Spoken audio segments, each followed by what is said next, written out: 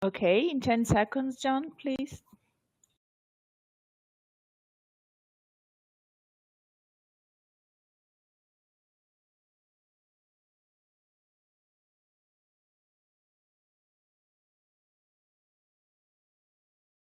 Hello, good afternoon, and welcome. Bem-vindo to our friends and colleagues in Brazil. My name is John Cortinas. I'm the director of the United States National Oceanic and Atmospheric Administration, or NOAA, Atlantic Oceanographic and Meteorological Laboratory in Miami, Florida.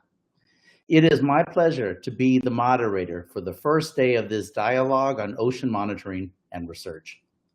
Over the course of this three-day dialogue, scientists and other subject matter experts from Brazil's Ministry of Science, Technology and Innovation, or MCTI, and NOAA will exchange information on ongoing initiatives and mutual interests related to ocean monitoring and research, including general efforts related to ocean observing, remote sensing, and in situ monitoring.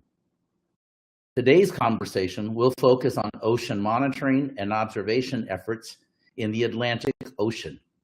Day 2 will be centered on oil and sargassum, and Day 3 will look at the work our agencies are doing on ecosystems and biodiversity in the region.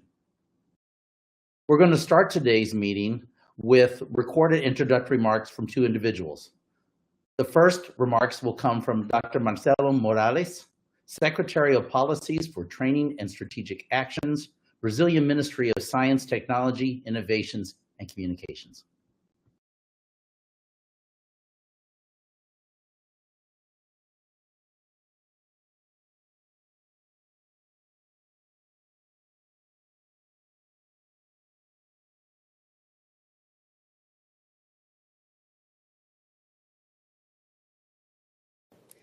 Dear colleagues from Brazil and from the United States, also to those who accompany us through the transmission on MCTI channel.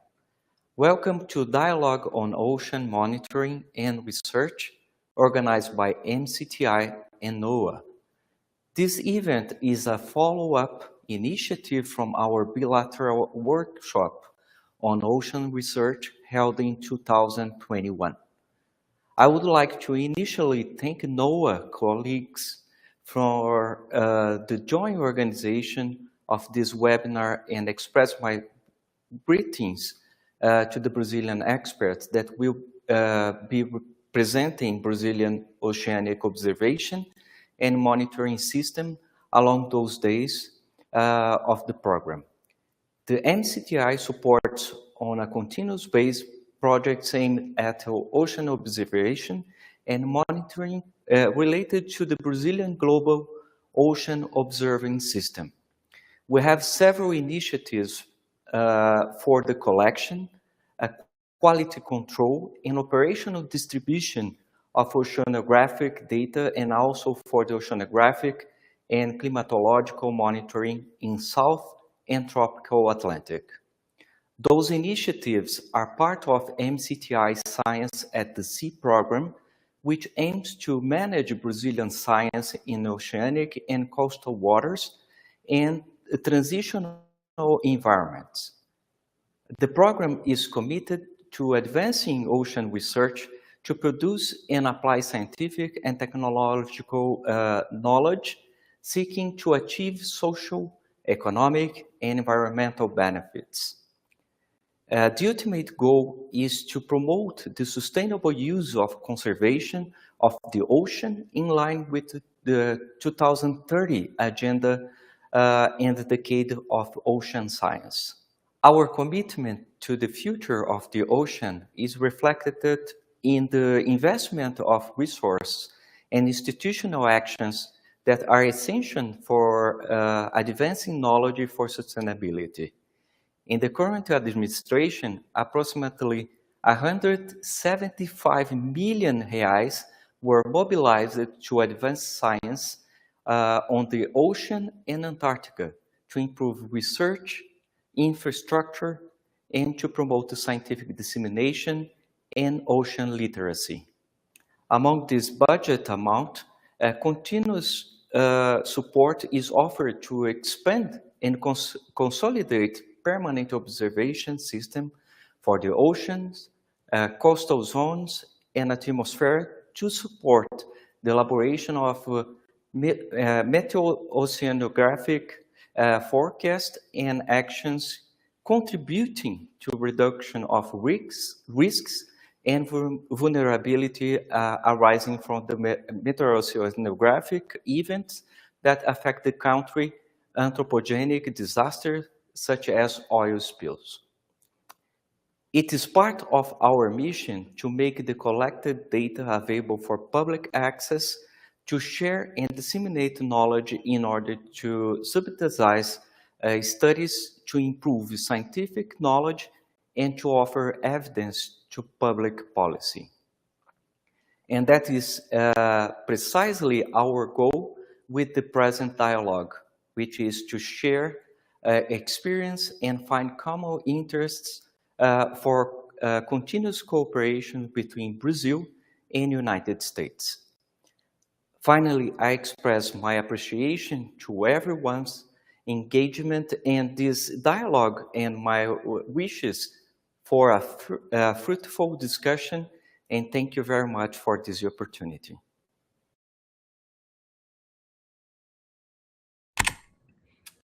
Excellent. And now we will hear from Dr. Sarah Kapnick, NOAA's Chief Scientist.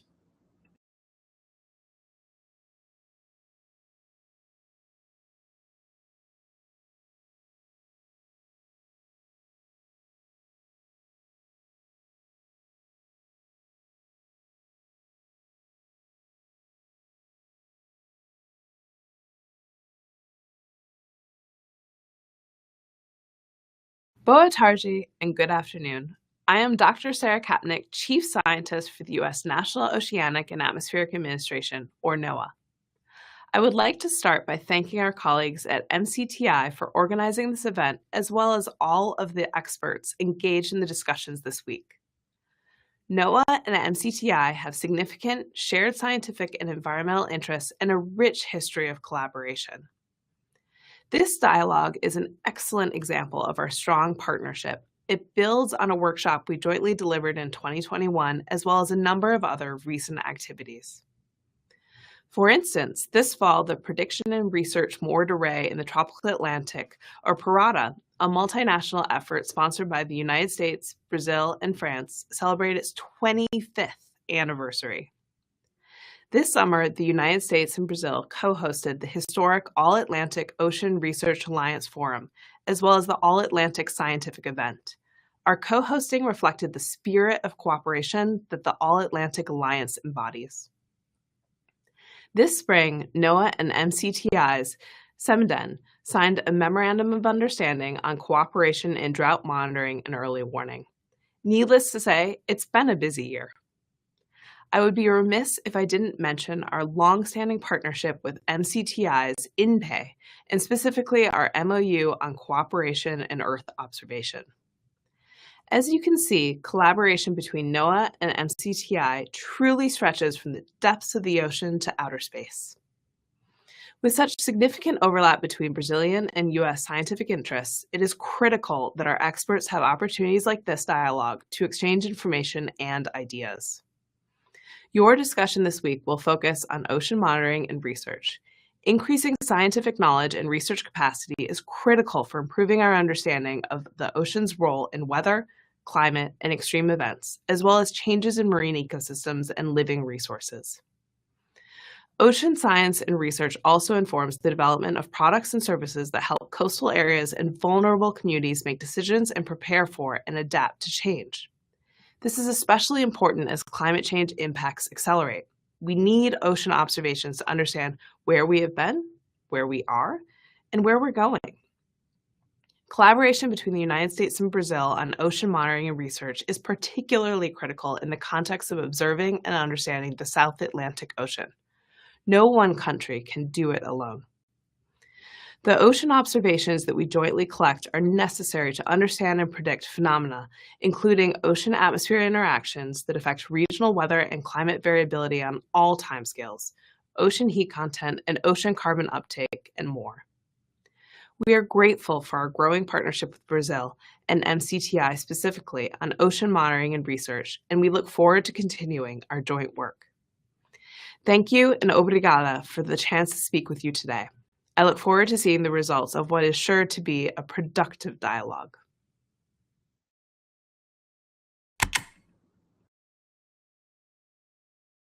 Excellent. So now we'll begin our presentations. Starting off with our presenters, we will first hear from Dr. Segen Estefen from the Federal University of Rio de Janeiro, who will be presenting on the general efforts for ocean monitoring from the perspective of the Brazilian Ocean Research National Institute.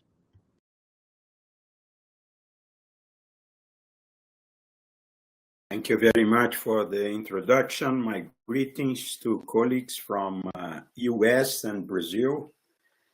And I'm waiting for the authorization to put my presentation here. Oh, it's here now.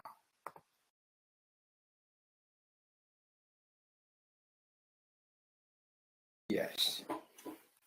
I hope you can see it, okay?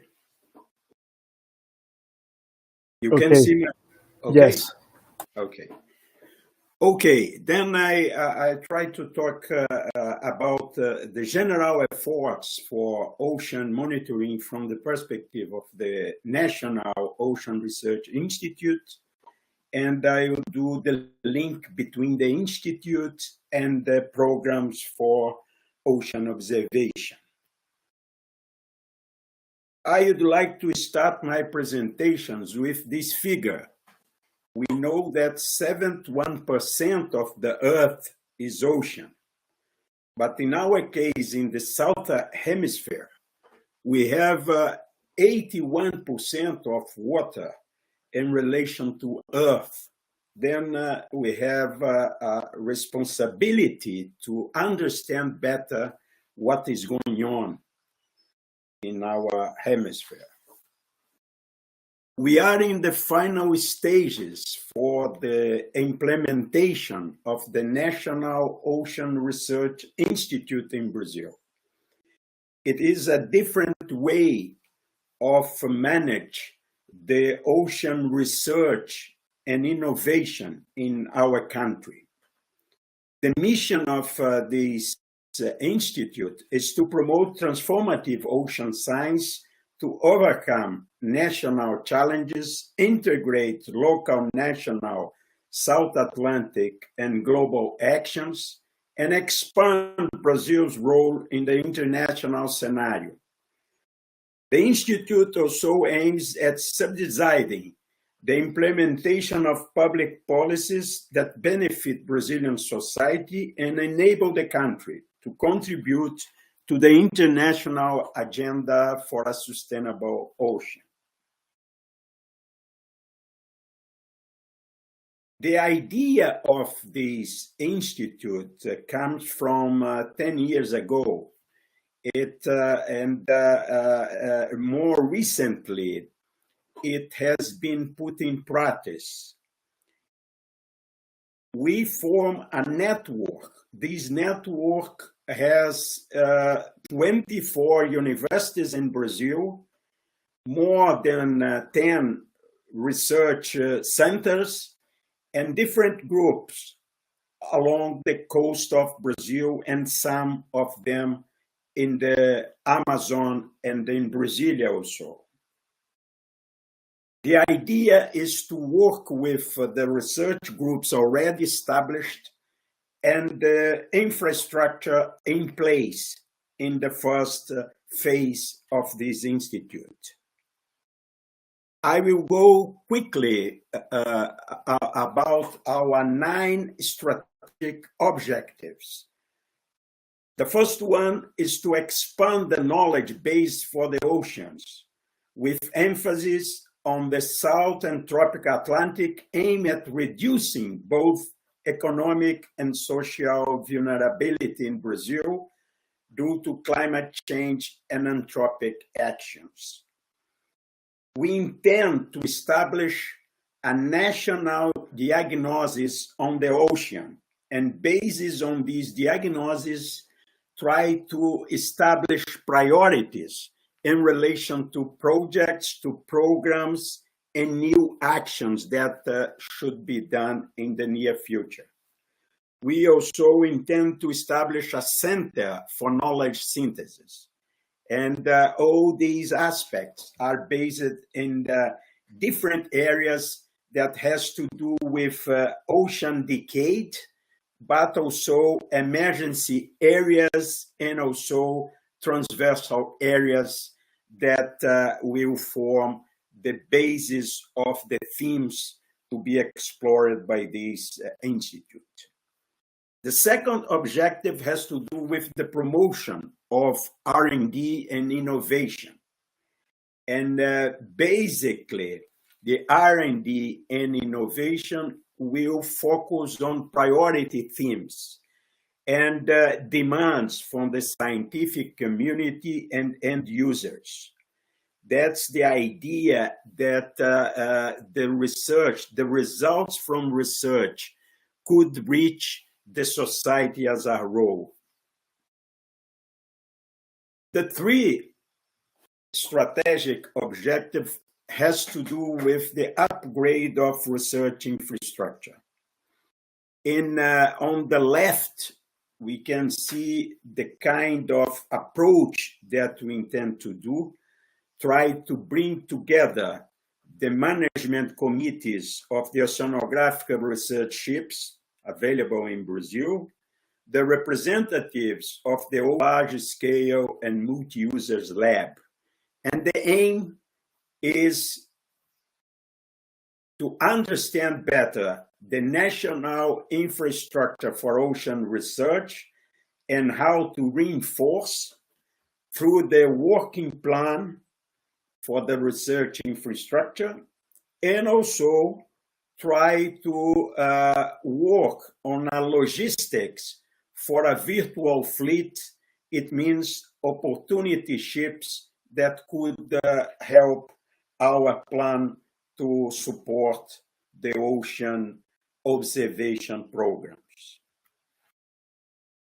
The fourth objective is to induce cooperation between scientific community and industry and startups for solutions to the ocean challenges.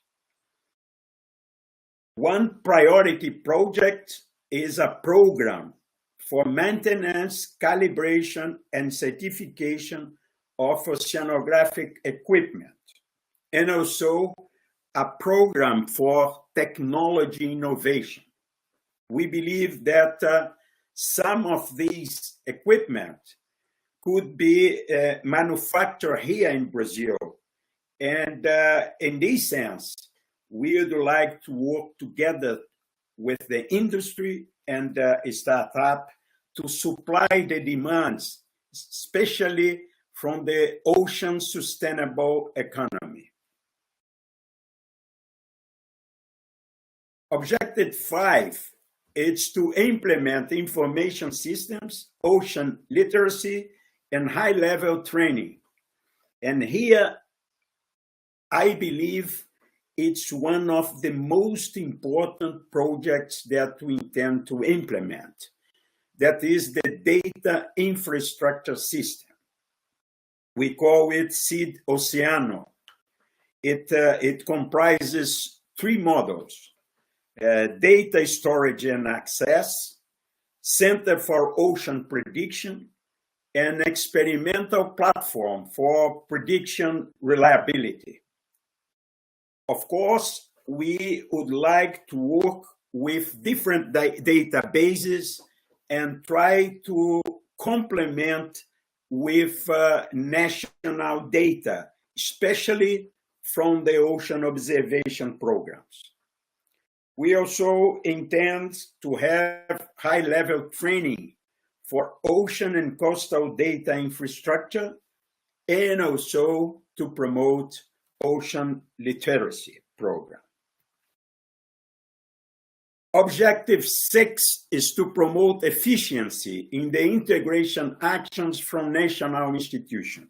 This is the main objective of the institute as a whole. try to optimize the efforts from different institutions in Brazil to achieve results that could be used on the benefit of the society. It means strategic partnership to support the priority programs of the National Ocean Institute and the network I mentioned before for research, innovation, and infrastructure that comprises the main labs and main research groups in the country. The objective 7 is to support knowledge consolidation with emphasis on the Atlantic Ocean, contributing to the sustainable development and reaching social results recommended by UN Ocean Science Decade. It means summary of to policymakers, I would say, work in a way that we can subsidize the politicians and the government for more consistent policies related to the ocean, and to establish an observatory for ocean sustainability. Objective 8 has to do with active funding raising to invest in the projects of national and international interest. Of course, we have sources in Brazil, and we are looking also for sources abroad. We will establish a fundraising plan and service and products to be commercialized and reverted for the research, development, and innovation.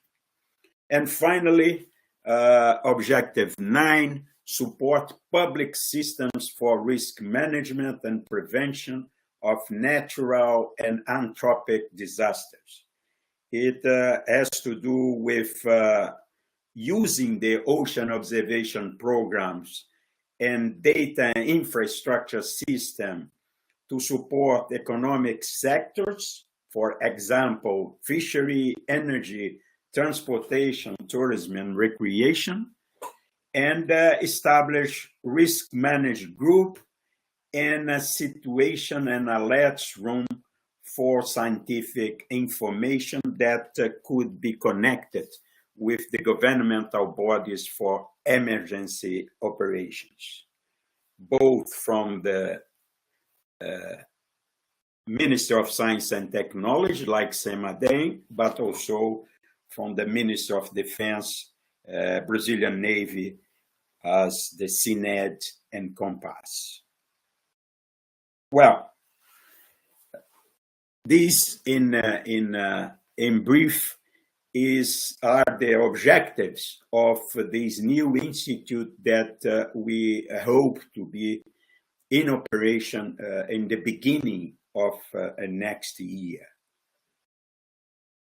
Now I'd like to talk a little bit about observation programs.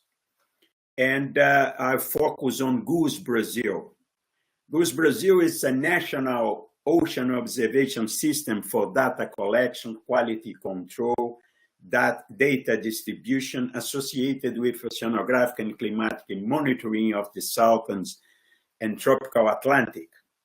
The General Secretary is a Brazilian Navy representative, and we have some programs associated. These programs, most of them will come to this dialogue for presentations. Then I just going to mention them. I'm not going in detail. We have the Pirata, Prediction and Research Moored Array in Tropical Atlantic. Penny Boya, it's a national buoys program that is managed by the Navy. The GLOS Brazil, that has to do with mainly with the mean sea level, and also MOVAR, that is monitoring of ocean variability in long scales. and REMO, that's Oceanographic Modeling and Observation Network.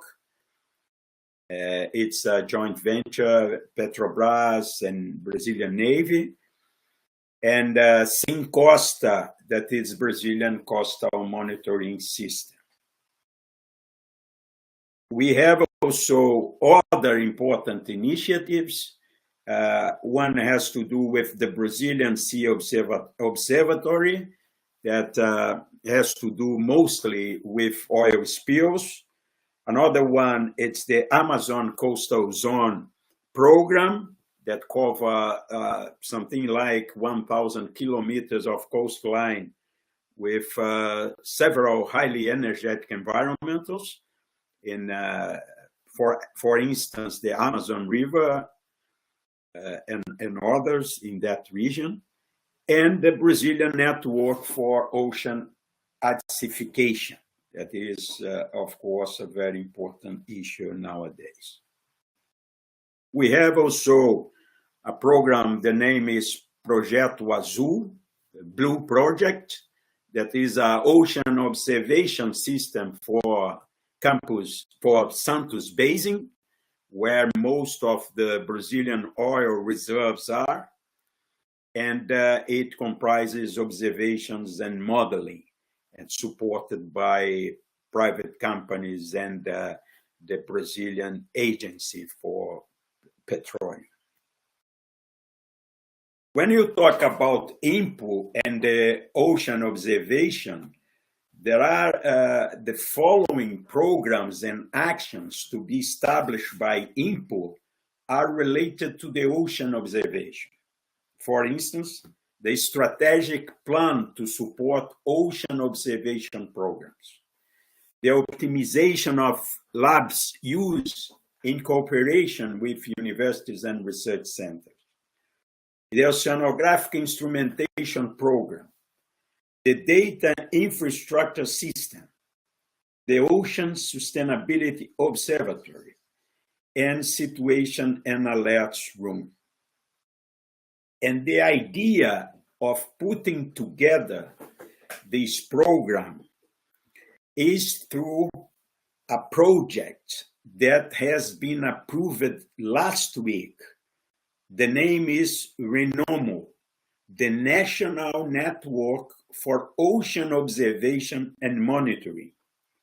It is a program supported by INPO, recently approved by the Minister of Science and Technology and Innovations, to establish a stronger interaction among the ocean observation programs, mainly from GOOS Brazil. It is a consistent step to promote the ocean observation in Brazil and to organize the efforts to guarantee stable financial support through the INPO budget in the near future. It comprises most of the programs that I mentioned before, but also, in addition, the coastal and oceanic meteorological monitoring and a program for the best practice in ocean observation program. RENOMO main objective is to establish an integrated network for observation and monitoring of the Brazilian coast zone and South Atlantic and tropical oceans, with the collection and distribution of freely and online high-quality ocean and atmosphere data and products. RENOMO is the embryo of the Ocean Operation and Maintenance Network of the National Ocean Research Institute. They have some specific objectives related to forecasts, climate and meteorological predictions, safety and efficiency of maritime operation, mitigate natural disasters in coastal areas, reduce public risk and restore ecosystems, and ensure quality for the data and standards and protocols. There are some different equipments involved, autonomous platforms, remote platforms, fixed platforms, mobile platforms, and additional activities related to meta-ocean instrumentation and best practice, digital platform, ocean forecast, and training courses. This is a general view, special distribution of institutions and oceanographic instruments, shallow and deep waters buoy and tide gauge. We have here in red triangle, most of the buoys from the Pirata project program, but we have also different instruments from Costa in the coast here, like this triangle in white and also in black, and other equipment that will be distributed and they will be in the future interconnected with the aim of provide most consistent data and prediction in this area. My final considerations in relation to INPO. INPO aims to support laboratorial infrastructure and coordinate relevant research projects with national integration and international cooperation, provide scientific knowledge to priority areas such as risk prevention, sustainability development, and food security, contribute to the increase of the blue economy, propose solutions for mitigation and adaptation of the climate change, and create opportunities for science-society interaction. That's what I'd like to present. Thank you very much for the attention. Thank you, Dr. Estefen. We have a few minutes for some questions or discussion. I'll put my camera back on. And so I will ask the folks supporting us to identify anyone who maybe have a raised hand or have a question to chat. You can put in the chat as well if anyone has a question. Dr. Estefen. We don't have any questions at the moment, John. I think we can follow and return at the end. Okay, we now have a raised hand here from Enrique. Okay, Enrique. Thank you, Segen. Ótima apresentação. Thank you very much. Obrigado. One important strength I see in Brazil, among many others, is that there is a lot of technological innovation and the possibility of building technologies for ocean observing. And this is an area where that can contribute a lot to biological observations in the ocean. Simple, inexpensive technologies to measure marine life are not readily available. And we were talking about either imaging technologies that can capture organisms that can be observed through underwater microscopes, or things that are larger like fish and mammals, sound as well. But those technologies are very scarce. They're not available to many countries. And I'm wondering how INPO and Brazil can at least support the development of these new technologies to expand our ability to measure sea life. Thank you, Enrique. It's one of our aims, one of our objectives is to induce startups that, together with the scientific community, could develop some instruments. Specifically, for example, some of them could be this one you mentioned. I think we will need a very strong international cooperation to fulfill this objective. And I'm sure we can support this kind of initiative. it's one of our priorities in Brazil. It's to establish an oceanographic instrumentation program. But of course, we would like just to replicate instrumentation that are already available. I think there is room for new initiatives and new products. And in this sense, we can count on us. We are very eager to support this kind of initiative. Obrigado. Okay. Obrigado. All right, thank you. We'll have some time also at the end for a discussion among the presenters, so thank you. We'll go to our next presenter, who is Dr. David Legler, Director of NOAA's Global Ocean Monitoring and Observing Program, who will present on the Atlantic contributions to the Global Ocean Observing System. David. Yeah, thank you very much, John, and I appreciate the introduction, and good afternoon and good morning to some.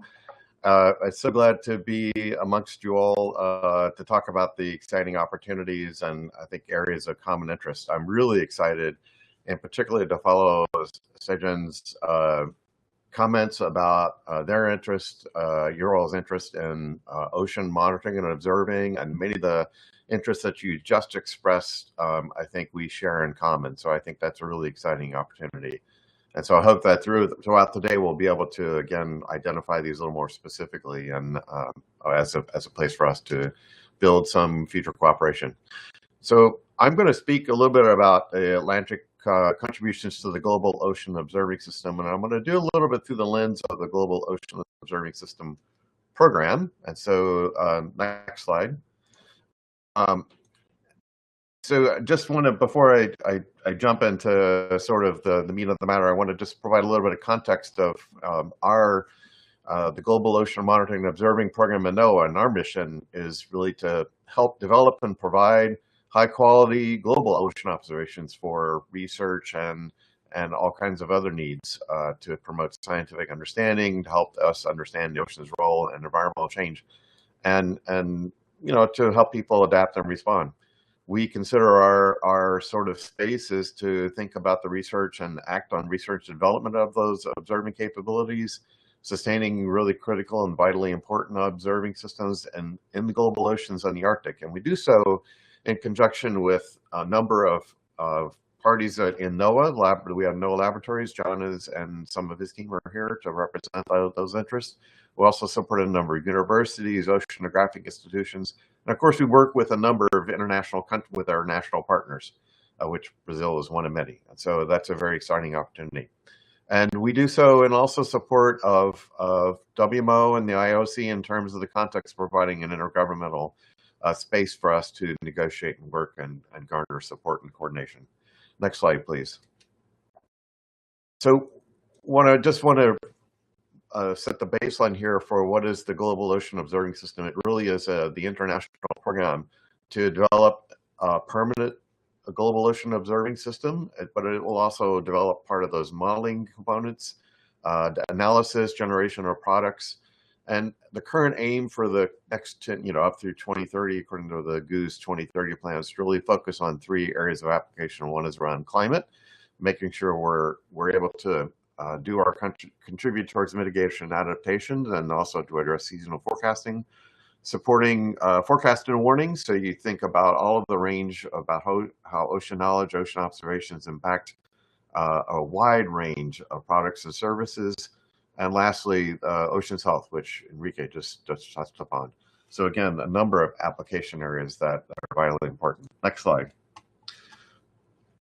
GOOS has, like any organization, has a complex structure. We're really governed by a steering committee and which coordinates all the activities, but beneath it, there are groups that are charged with coordinating the implementation of the Global Ocean Observing System, looking at technology, looking at innovation, establishing best practices, and that's sort of the realm of the Observations Coordination Group. And we have 3 panels, which I'll touch upon more in detail in a minute, that really look at identifying and developing requirements, identifying essential ocean variables in both the physics space or in the physics, biogeochemistry, and biological space. We have a modeling team looking at ocean forecasting. And finally, we have some GOOS regional alliances, which are looking at sort of regional implementation and development of regional ocean knowledge for more regional applications. Next slide. So again, the range of applications is fairly significant wide. I think everyone here would probably recognize many of these application areas.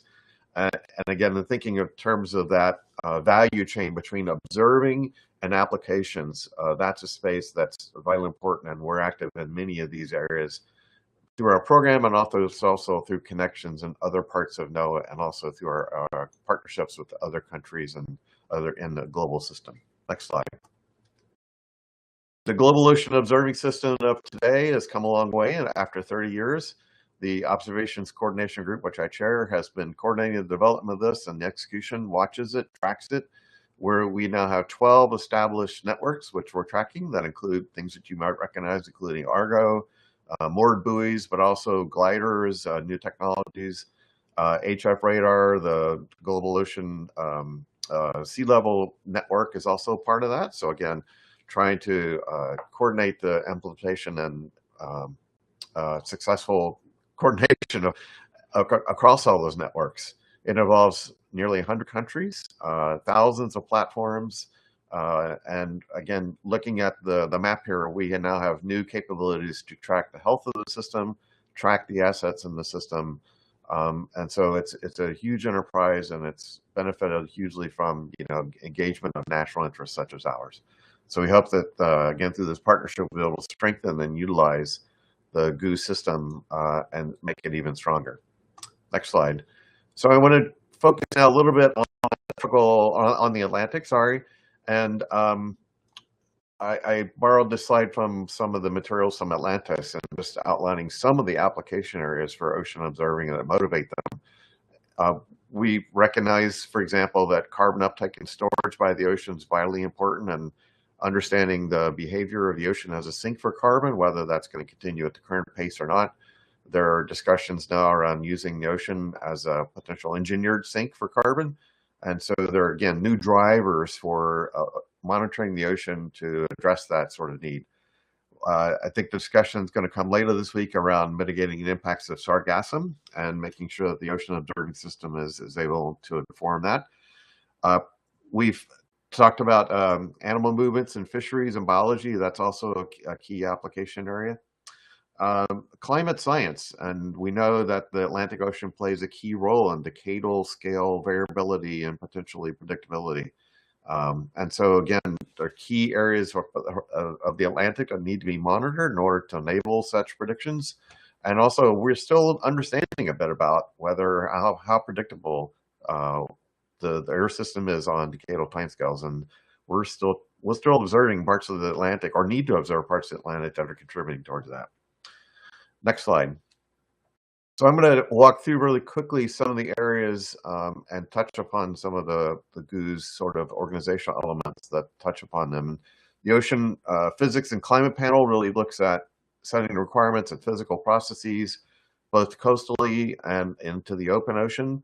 They are helping, define requirements, evaluating the adequacy of the system, and supporting and liaising with, for example, the Global Climate Observing System, and advocating support for the ocean component of that, which through their new implementation plan just released this year, articulated the need for a global climate observing system element in the ocean.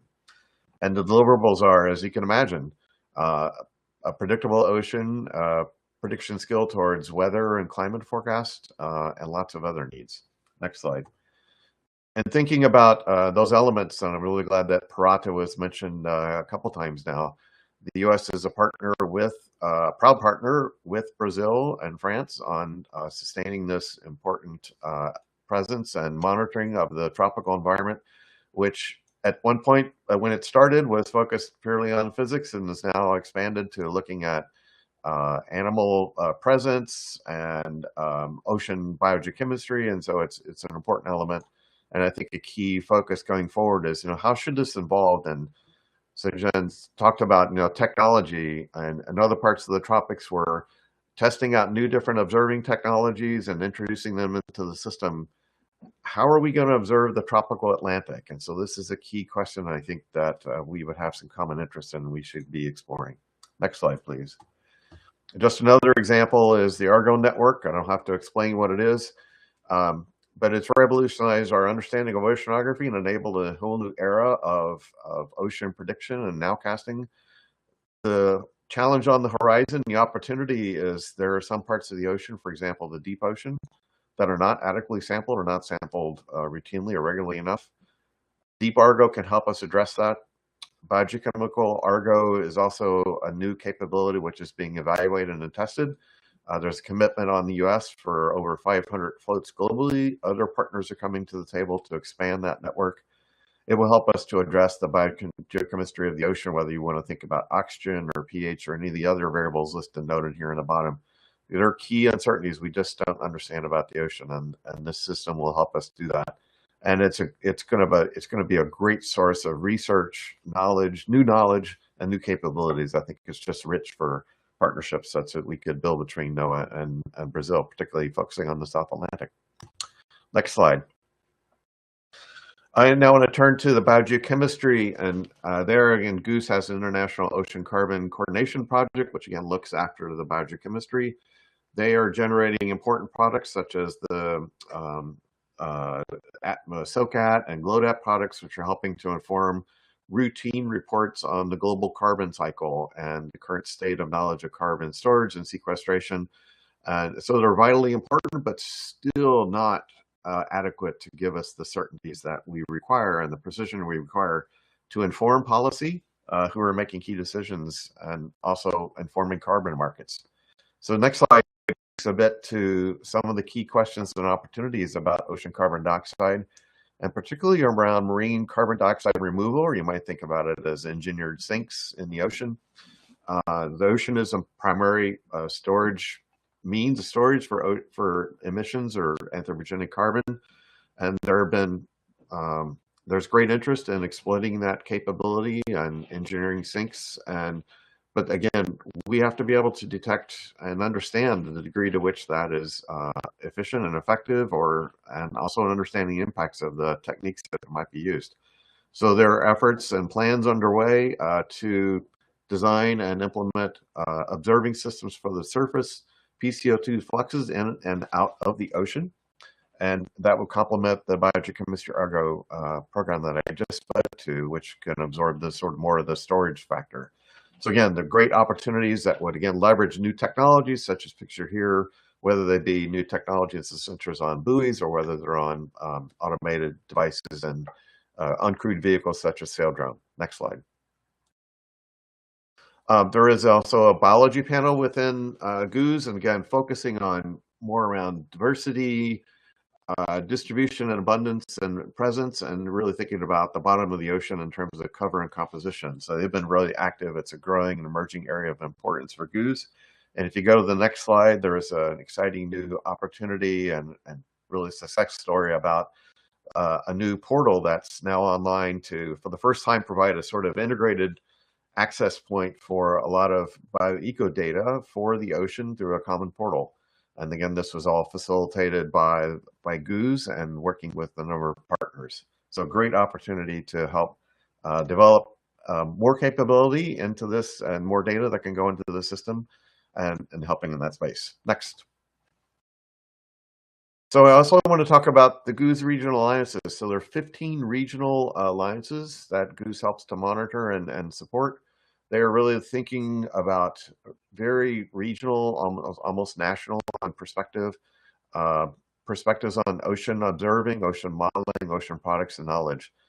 And the U.S. has a very active integrated ocean observing system regional alliance, which helps integrate U.S. observations, but also interfaces with a number of the other GRAs. And one of their new initiatives is that, but now enabled for some global countries, is the development of what's called a Benefits for Ocean Observing Catalog. It's an assembly of success stories of use of and valuation of ocean observing technologies and activities. So again, it's a great place to, as a resource, to look for test cases where, you know, the financial and valuation of ocean observing activities there are test cases and examples that can be used to justify, just as again talked about, helping to justify the investments, long-term investments in ocean observing. So again, there's a lot going on in this space that's really exciting and potentially could be leveraged. Next slide. I think we're getting down to the end here. So I just wanted to end to the last slide. My talk is going to be complemented by many who follow me, so including Jessica Snowden, who's next, and I think Rick Lumpkin. Jessica is going to talk about co-design, and which is looking at integrating, observing, modeling, and user communities for co-development of information or knowledge that's of value. No doubt Rick will talk about a lot of details and research, but just thinking about some of the things that we're interested in, and I think to echo some of the previous speakers, new technologies to evolve the system, whether it's Parata, but also a more integrated perspective on the tropical Atlantic observing system, addressing ocean gaps. So for example, deep ocean, and also new requirements, particularly in biogeochemistry and biology. There's some great opportunities. Our higher priority foci are again around ocean carbon, deep ocean, extreme events, which I don't have time to talk here much about. Marine heat waves and boundary currents are things that are really important, I think, for some parts of the ocean environment.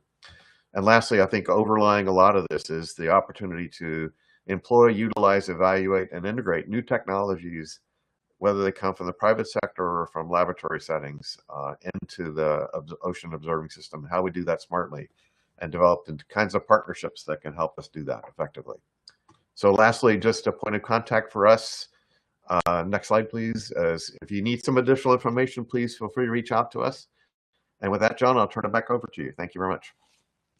All right, thank you, David. Any questions for David?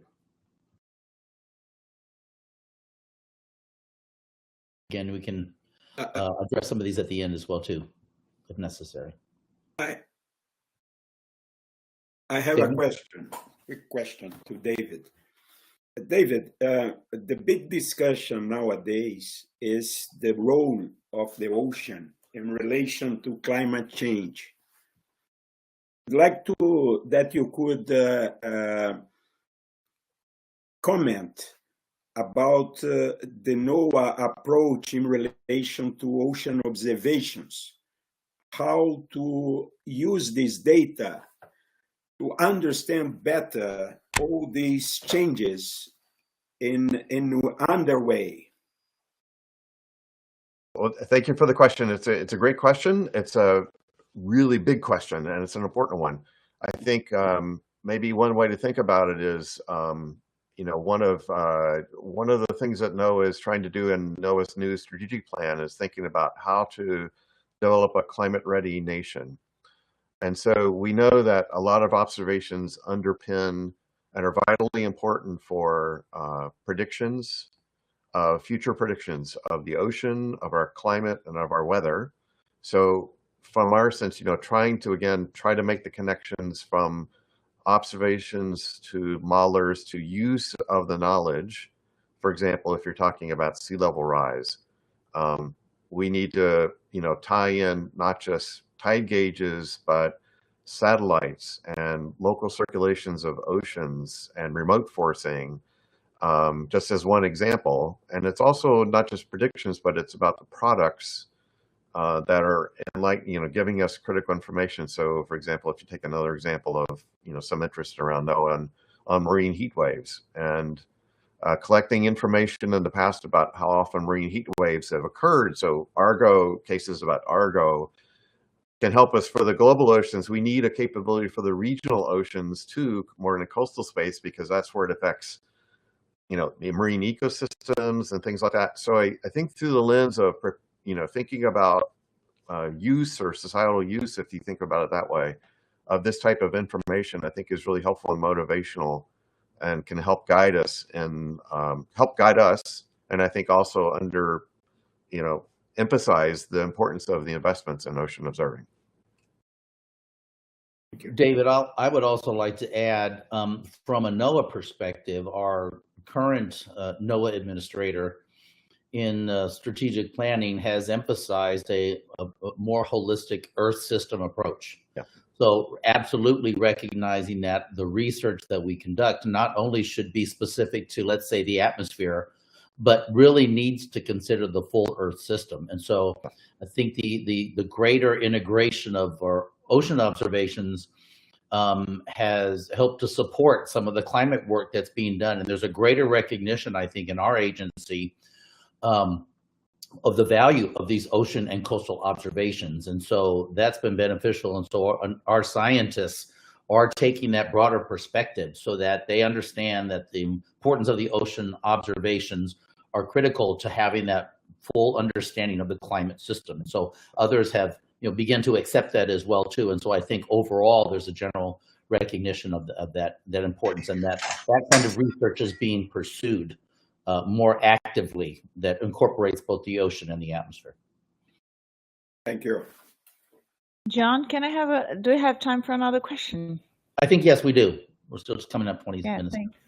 David, thank you for your presentation. I would like, if possible, if you could expand a bit on your slide on the carbon question. There was this small image on the left corner that were projections to 2030, 2050, if I'm not wrong. And I was just wondering if there was some sort of projections that you've made on what would be the ocean potential for mitigating carbon. And a second question, if you could expand a bit on how are you differentiating the potential of the different blue ecosystems that we have in terms of carbon uptake and the carbon balance. And by that, I mean, are you having a prioritized approach to blue carbon ecosystems such as tidal, seagrass, and mangroves, and then the rest of the oceans, or are you taking in a comprehensive approach? And what are the sorts of monitoring techniques that you're applying to measure carbon? Okay, wow. Okay, that's a great question. So on the diagram, and I'm not sure we can pull it back up. My apologies for not being able to spend the time to talk much about that science. In essence, we have a very rudimentary mechanism or a set of observations to help us understand, monitor, quantify the carbon in the ocean. It's basically it relies upon ghost ship transects, which are every 10 years.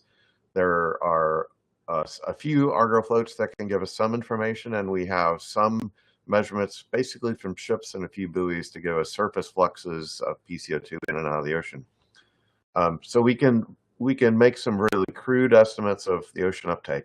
In parts of the ocean, like in the Southern Ocean, we have many more assets, and the Southern Ocean is fairly important. So we have some better estimates, but overall, we're still missing the deep ocean. We're missing regions of boundary currents in the polar regions or early polar regions. So we're not able to provide the precision necessary to answer key questions, policy questions around storage of the ocean, storage of carbon in the ocean. So there are thoughts around marine carbon dioxide removal, or you can think of it as engineered sinks, that have huge interest from the private sector who want to invest dollars, resources, and establishing carbon markets to exploit this potential capability. And the diagram was intended to express the uncertainty or known uncertainty of the ocean carbon, and also the level of the capacity of a marine CDR effort to, if we were going to get to like a net zero, the ocean would have to absorb like 2 petagrams of carbon, and which is a huge amount, which is equal to the current uptake of ocean carbon at the moment. And I don't think anybody has any confidence that our numbers are good enough to be able to tell if how well we're doing in that space, nor what the uncertainties are. And as you noted, there are various components to that carbon storage, whether it's in the biological processes or whatever, and how those processes work. So we have a lot to learn in that space, but again, a lot of knowledge comes through observations, and we're just not able yet to give that. And things like BGC Argo and other technologies will help us with that. But we're at the early stages of really using that technology and exploiting it and getting it to where it needs to be. So it's a great opportunity for the next decade. BGC Argo and ocean carbon, I think, is going to be a huge opportunity for the ocean research community. And on your last question about whether NOAA is differentiating or how we're addressing sort of more, I would say, coastally oriented mechanisms, mangroves for carbon sequestration versus, other ways. I don't have a good answer for you. I think NOAA has a small program on a blue carbon. It's fairly small. It's not very big, and as yet we have not determined a position on marine carbon dioxide removal. Except we are interested in serving a role in terms of environmental monitoring and trying to be better able to assess whether such techniques are effective or not through observing approaches and an impacts on marine ecosystems, I would say.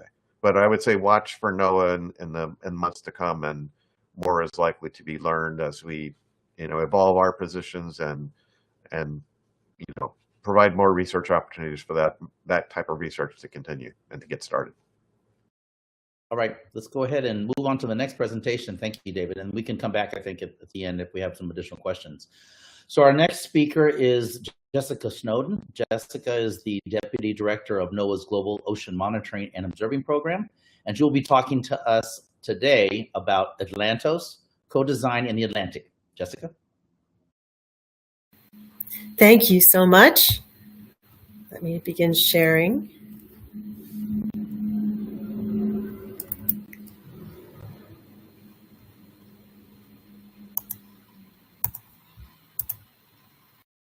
All right, hopefully everyone can see that now.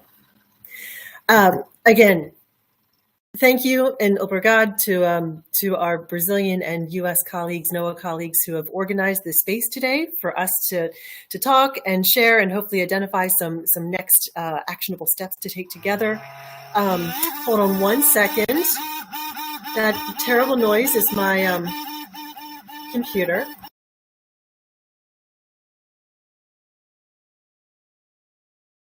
Luckily, it's just the fan, so it's not about to explode, which was my first concern when when I heard that.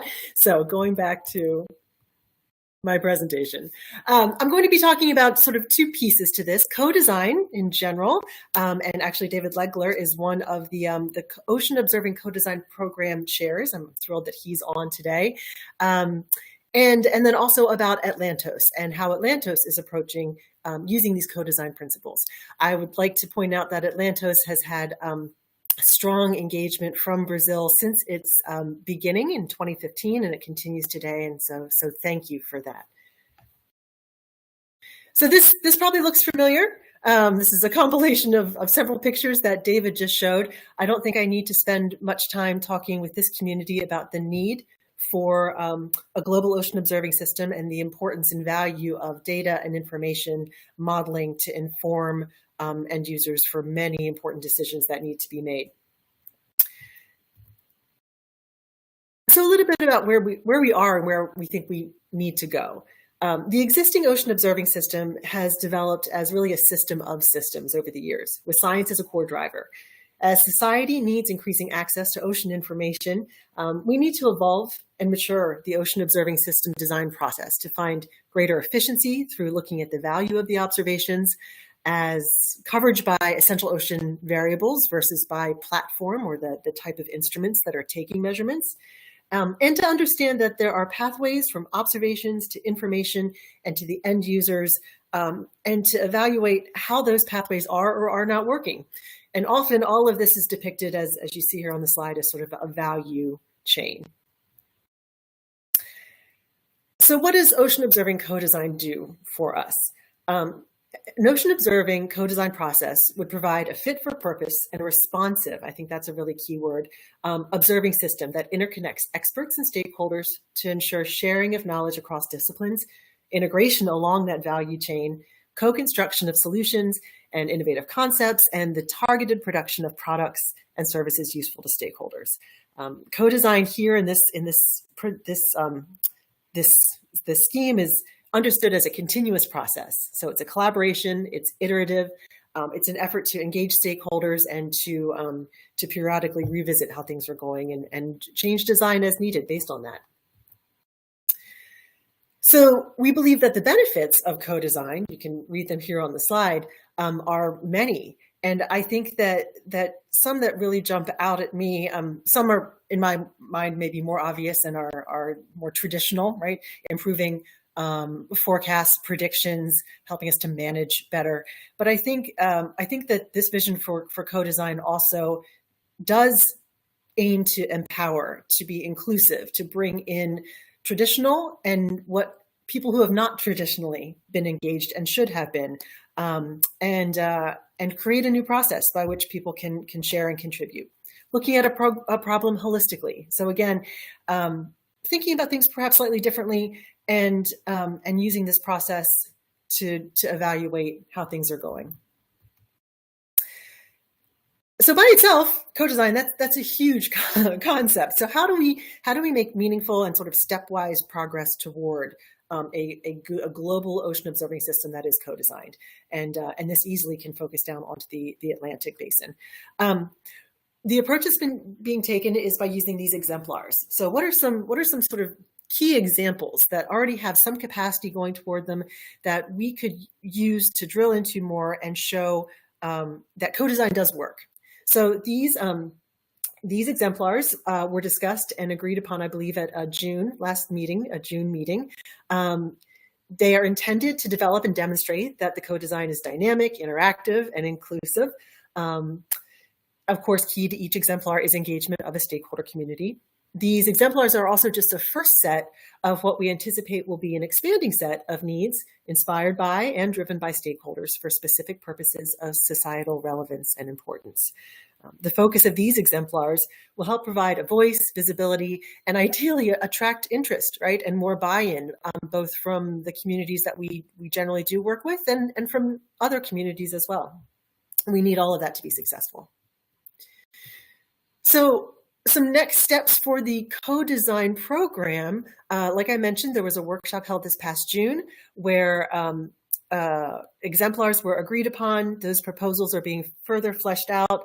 They anticipate drafting a paper on our current understanding of what ocean observing co-design means, what the principles are and the practices, and developing appropriate materials and preparing to advertise, again, these exemplars and co-design projects at upcoming UN Ocean Decade events and other events as applicable. And so with that context of co-design, I'd like to really focus on AtlantOS and how the AtlantOS program is thinking about co-design. This is just a quick overview slide. If you're not familiar with AtlantOS, AtlantOS was a project from Horizon 2020, which began in 2015. The vision there is to advance Atlantic Basin scale ocean observing co-design. You can read some of our goals. This past year, coming out of, I'll use that a bit loosely, the pandemic, and beginning to engage more actively and both in person with communities again, AtlantOS has had a really busy year. I'm really proud of a lot of the developments that we've made. We've been endorsed by GOOS and Blue Planet. We had been partnering with them before, but this really gives sort of more weight to our partnership going forward. We've initiated different ways of reaching out to the community, for example, through these AtlantOS Ocean Hours, which are 1 hour topic-based seminars, roughly on a monthly, every other month basis, and we've been growing our participation in that. Not maybe exciting sounding, but critical to AtlantOS success and our engagement with all of these other efforts going forward was revising our own governance and getting sort of our own house in order and reinvigorated. We put a call out for new membership, and AtlantOS is meant to encompass the entirety of the Atlantic Basin. Our membership is not fully representative, but we're heading in that direction, and we know we have more work to do. And we've also started a consultation process to understand from different nations, communities, what barriers to access, both in participating in AtlantOS and to ocean observations they might have to understand user needs better and things along those lines. Getting more specifically to Brazil, we had our first in-person hybrid steering committee meeting this past month in Florianópolis, Brazil. It was no accident that we chose Brazil as our meeting location. We were able to host our event just before the iAtlantic General Assembly in Florianópolis, which was an opportunity for AtlantOS to partner more closely with one of our Horizon sister projects. And also we hope that at least our intent was in going to Brazil, AtlantOS is very committed to engaging Southern Atlantic Hemisphere partners. And so we wanted to go there in person. We wanted to try to make more connections. We wanted to understand the needs better and to figure out how to be a best partner as possible with the communities. It was a wonderful experience being in Brazil.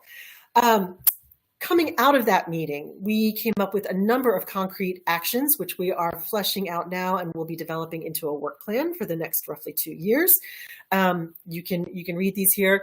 Some of these actions were ongoing from the AtlantOS project, which again, over the number of years, we're going to try to wrap a few things up, and you can see what some of our goals are for these.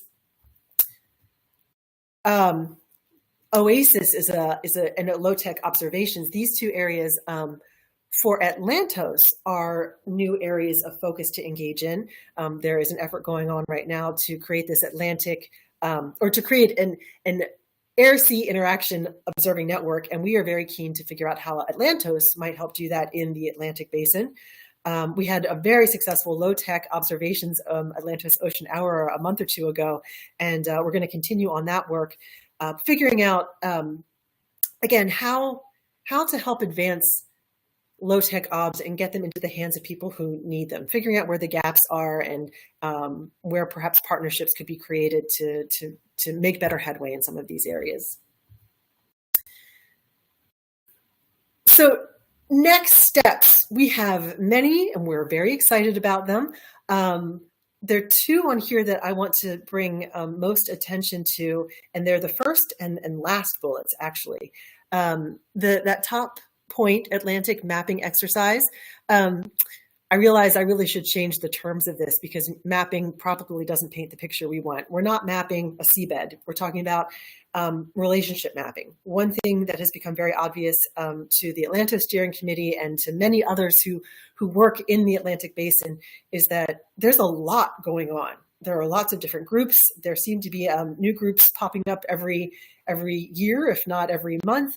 And with all of that, we know that there's still lots of work to do. So we're not worried about duplication. We are worried about maximum impact. And so we think a service that AtlantOS can provide is figuring out who's doing what where and helping to convey that to the broader Atlantic Ocean community so that people know who to ask about things. They're able to reach out to so-and-so, to person X when they want to learn what they're doing on low cost sea temperature observations, what have you. So we're figuring out exactly how to scope that exercise, recognizing that once you do it, it's probably immediately out of date. So we need to be mindful about how we do that and how we manage to keep it a relevant tool. Also, doing all of these other things and sort of tying this back to the beginning, AtlantOS is really excited to work with these Ocean Decade programs that are listed here, and just think more about our committee's role in co-design. All of those actions that you saw previously, those are going to be established by working groups that will reach well beyond our steering committee. So we see those as ways to do more outreach, inreach to communities, engage more people with AtlantOS and get a better understanding of what the Atlantic Ocean Basin needs are so that AtlantOS might be able to help articulate them.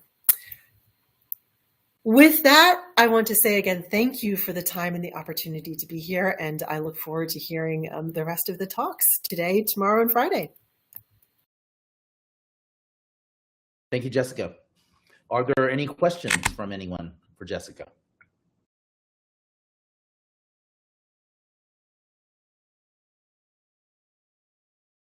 I've had, working with Jessica within NOAA, I think there's a real advantage to having a group like AtlantOS helping with this co-design. We find that there are so many groups that have an interest in observing systems across the Atlantic that having an entity to help organize, or at least to provide some connection among the groups, I think is quite helpful. And so I'm hopeful that we'll be able to utilize that further in the future as we become familiar through AtlantOS and others the opportunities that we all have by working together and leveraging technologies and resources to continue to advance and improve the observing systems in the Atlantic. Thank you, John. I hope so too. All right, well, we can come back to that if others have questions, or if others have comments, they can add to the chat, and we can also answer questions in the chat throughout the seminar as well. So our next and fourth presenter is Dr. Rick Lumpkin. Rick is the director of NOAA's Physical Oceanographic Division at AOML in Miami. He will give a presentation on the NOAA AOML observations and research in the tropical and South Atlantic. Rick? Thank you, John. I just received permission to share my screen, so let me do that now. Okay, can you see my screen in full mode? Yes. Great. Thank you very much for verifying that. So yes, I'm Rick Lumpkin. I'm the director of the Physical Oceanography Division of the laboratory that John is overall director of. You may have seen the name Renelis Perez in a number of Jessica's slides during her talk. She's been active in AtlantOS and recently became my deputy director of the Physical Oceanography Division, and is deeply embedded in researcher supervisor training right now. AOML is a NOAA research laboratory with a staff of federal and cooperative institute employees that conduct research and support science in the collection of ocean and marine boundary layer observations. Many of our observing efforts are supported by the GOMO program that David Legler told you about. I'm going to give an overview of observational efforts and recent research using these and other observations. So you've heard about the prediction and research moored array in the tropical Atlantic, PARADA, several times now. The trilateral PARADA array has been in the ocean for 25 years. The moorings collect meteorological data and surface and subsurface temperature and salinity data. At some sites, near surface ocean velocity at a depth, and increasingly now, as David mentioned, biogeochemical measurements such as the GAOMR oxygen sensors on some of the sites, looking at the oxygen minimum zone and its evolution. The U.S. contribution to PARADA is funded by NOAA's GOMO program, leveraging additional support from PMEL and AOML. The Brazil contribution is INPE, the Instituto Nacional de Pesquisas Especiais, in cooperation with the Brazilian Navy, DHN. The PARADA 5-year Memorandum of Understanding was signed in 2022, and the PARADA 25th meeting was just held on October 6th through 7th in Florianopolis, Brazil. AOML and PMEL conduct annual cruises in support of the PARADA Northeast Extension moorings, and Greg Foltz of AOML is currently leading that cruise aboard the NOAA ship Ronald H. Brown. There have been over 380 peer-reviewed papers that have been published relying on PARADA observations. For a recent review of the scientific accomplishments and a vision of PARADA's future, I would encourage you to read this paper by Borlis et al. 2019. Some of the examples of the science that have come from these observations include an increasingly improved understanding of the drivers of interannual variability from very fine scales all the way to basin scales, and the impact of tropical Atlantic climate variability on extreme rainfall and drought events on all of the countries that surround the basin. For a broader overview of the tropical Atlantic observing system, you should see Greg Foltz et al. 2019. PARADA is now 25 years old, well established, and is recognized as the backbone of the tropical Atlantic observing system. There's a large international South Atlantic meridional overturning circulation, or SAMOC, program that AOML has been heavily involved in from the beginning. The SAMOC initiative began in 2007 with the goal of measuring the strength and variability of the Atlantic meridional overturning circulation related transports in the South Atlantic and interocean exchanges. Some of the countries that are involved in this effort are listed on this slide. Renelis Perez joined early on in this effort and became AOML's point of contact for SAMOC. The backbone of SAMOC is the moored Samba array, the SAMOC basin-wide array along 34.5 south. GAOMR's Tracos array along 11 south was deployed in 2013. Brazil is engaged in the shipboard cruise efforts for this. The Saga array was deployed by Spain and Mexico in 2021 to measure east-west flows in the interior of the South Atlantic. And AMOC, Atlantic Meridional Overturning Circulation related to transports at multiple latitudes in the South Atlantic are also obtained from repeat expendable bathythermograph, or XBT transects, conductivity, temperature, depth, CTD transects, such as the ghost ship lines that David mentioned, and in situ observations such as from XBTs, Argo floats, drifters, and altimetry synthesis products in the subtropical South Atlantic. There are also sustained CTD and XBT lines in the Drake Passage in south of South Africa. A SAMOC review article is coming very soon. It's in minor revisions right now, so keep tuned for that. SAMBA's observational capabilities have evolved over time. SAMBA started off in 2008 to 2009 with 4 NOAA pressure-equipped inverted echo sounders, or PIs, on the west, and 2 French PIs with bottom current meters, known as CPIs, on the east. PIs measure vertical acoustic travel time. They sit at the bottom of the ocean, pinging and measuring how long it takes for the signal to bounce off the surface and come back down. And we can infer dynamic height profiles from these measurements and estimate the baroclinic component of geostrophic velocity between each pair of PIs. PIs also measure bottom pressure, from which we can get the time-varying barotropic geostrophic velocity. In 2012, Brazil added more CPIs on the west. South Africa added tall moorings on the eastern boundary, and France has added more CPIs on the east. Brazil added interior moorings recently in 2019 and microcat moorings in the Vima Channel, and South Africa and France continues to deploy PIs and CPIs on the eastern side. In 2021, Spain deployed a PIs for SAMBA in the interior between the Mid-Atlantic Ridge and Walvis Ridge. On the western boundary, SAM consists of 4 PIs, labeled here sites A through D, which have been collecting observations since 2009, funded by NOAA GOMO and supported also by AOML. Argentina and Brazil partners conduct annual hydrographic cruises with trilateral participation on all of these cruises. Brazil maintains multiple PIs and moorings interspersed with the SAM PIs. The most recent Brazil cruise was in July through August 2022 on the RV Cruzeiro do Sul, and the upcoming Argentine cruise is on the RV Austral in December 2022. Renelis Perez, Tiago Bilo, and other AOML researchers are collaborating with Brazilian and other partners in an effort to use mooring and cruise data to study Brazil current variations. We've also started using moorings and hydrography to study deep and abyssal temperatures on the western boundary along 34.5 south and in the Vima Channel, one of the places where Antarctic bottom water flows northward towards the tropics. We've detected abyssal warming of at least 0.02 degrees Celsius per decade, which is a remote signal of warming in the Antarctic region and its impacts on a large-scale ocean circulation and overturning. In collaboration with Brazilian colleagues, Marlos Goes, Gustavo Goni, and other AOML researchers are monitoring upper ocean transport changes in the western South Atlantic using expendable bathythermograph, XBT, and altimetry observations between Rio de Janeiro and Trindade Island.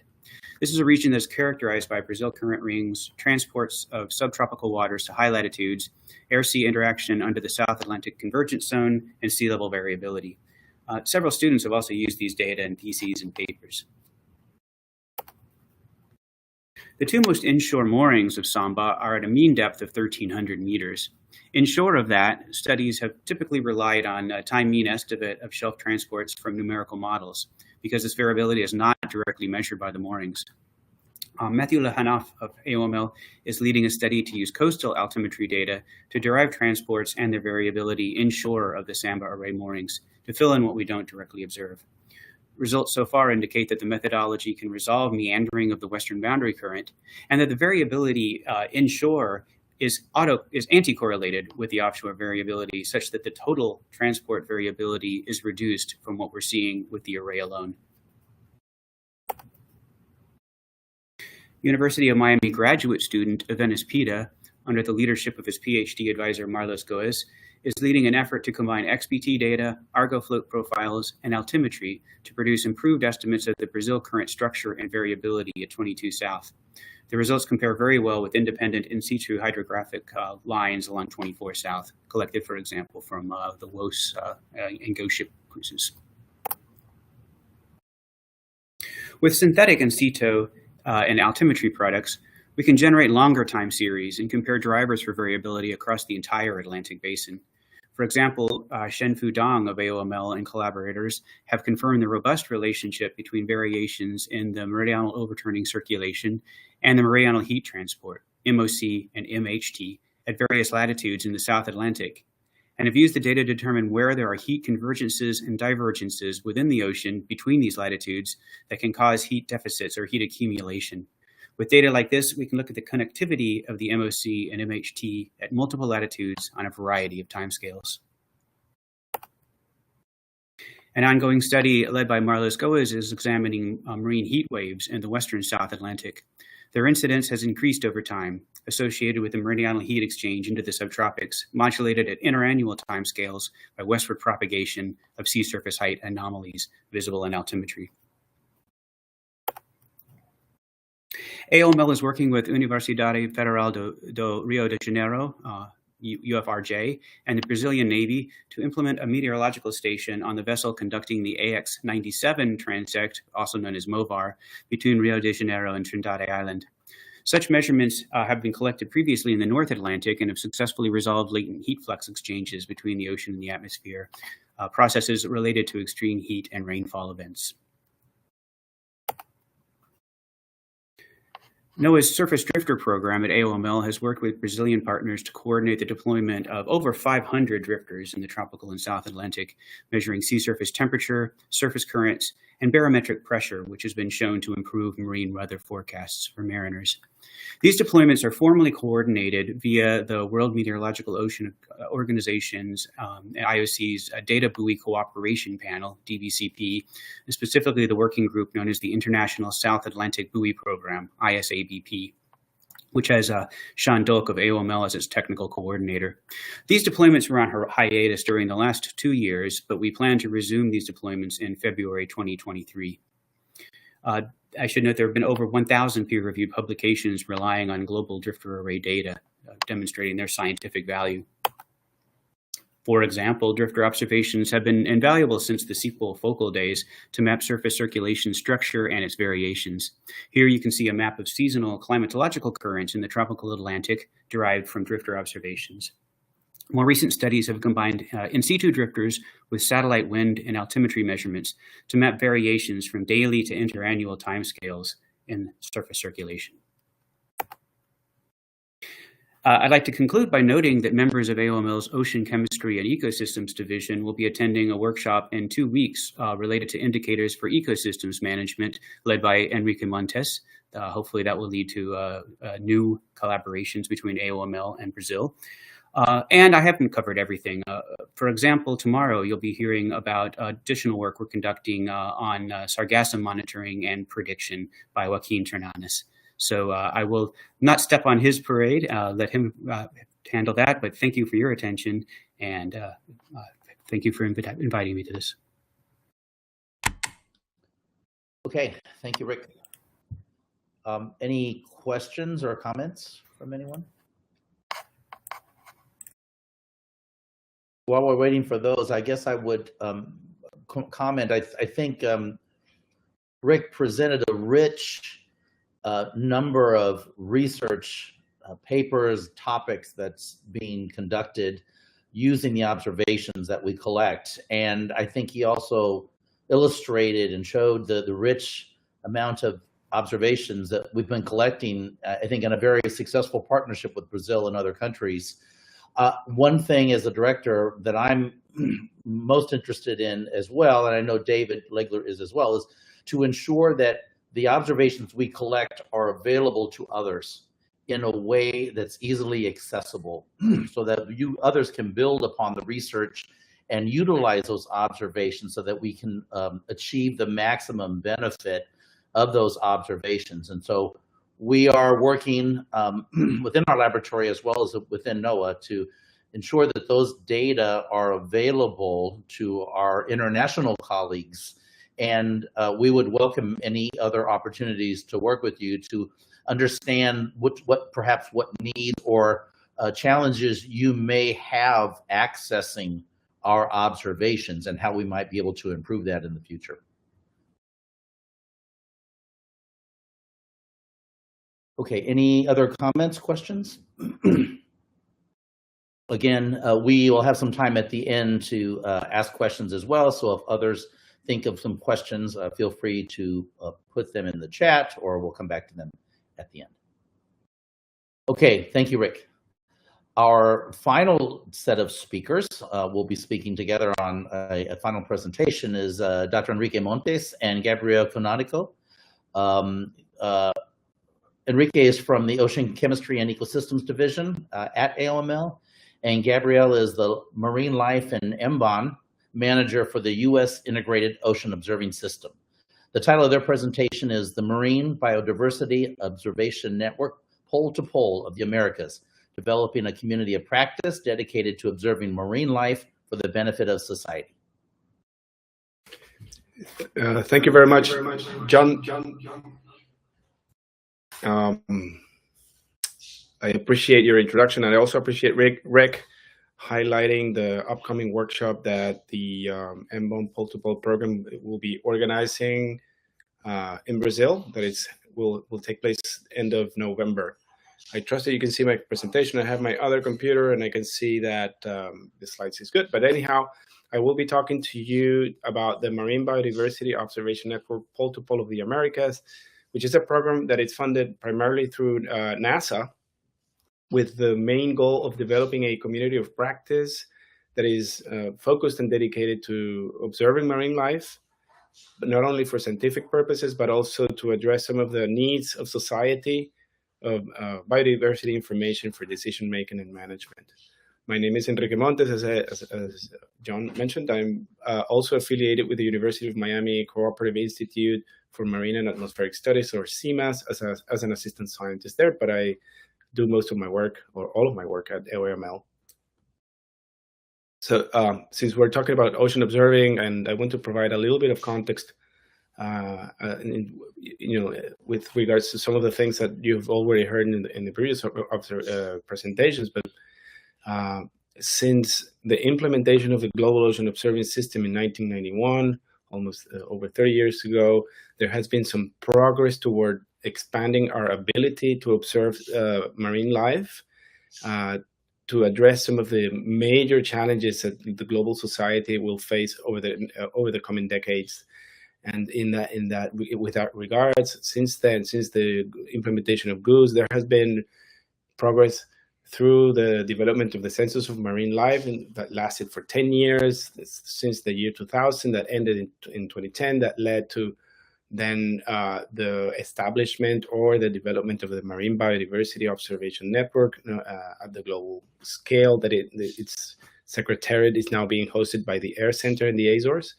And more recently, and with a much larger scope, the Marine Life 2030 program under the UN Decade of Ocean Sciences for Sustainable Development. And all of these things indicate that the need for biological observations and biodiversity has been growing over time, especially if we understand that our global system, Earth system, is changing very rapidly. And this is very clear from the IPCC reports, but also because the ocean is home to over 200,000 species that our economies depend upon directly and indirectly. And it is estimated that by the year 2030, over $3 trillion of the global economy will depend directly on healthy ecosystems. That 1 billion people around the world already depend on things like fish, for example, as their primary source of protein. And that in the coming years, biology and biodiversity will support over 350 million jobs around the world. With this motivation in mind, the global MBON has been established, and that we adopted that same motivation to implement the MBON Pole to Pole program, which basically, in very few words, what seeks to achieve is to develop a network of people that work together to observe marine biodiversity and understand how and why it is changing in different spatial and temporal scales, with the ultimate goal of satisfying society's information needs. And we seek to do this through development of standardized methodologies and data workflows, making sure that the data, once it's standardized, becomes available to everybody, that anyone can use, that we can implement technologies around the world that collect biological observations that can also be integrated with physical observations like the ones that Rick was talking about. And all of this under the umbrella of or the notion of capacity building. This is done through tools that we develop, either software or knowledge, but also actual workshops that people attend to learn to utilize a diversity of tools that we provide. The overall picture is that we can facilitate or implement a system that will gather information from different types of habitats in the ocean, transform raw data that is collected on the field to the Darwin Core data schema, which is an international data standard for taxonomic observations, and that the data can eventually be published on the Ocean Biodiversity Information System, which sits under the IOC of UNESCO. And once the data is there, then it can be utilized either by the Global Ocean Observatory System to compute essential ocean variables for biology and ecosystems that can then satisfy global programs, either national or even local programs. But with the global community in mind, things like Marine Life 2030. With these goals in mind, we have focused an important amount of our energy to developing standardized biodiversity monitoring protocols that are now fully available on the Ocean Best Practice System, also under the UN Decade.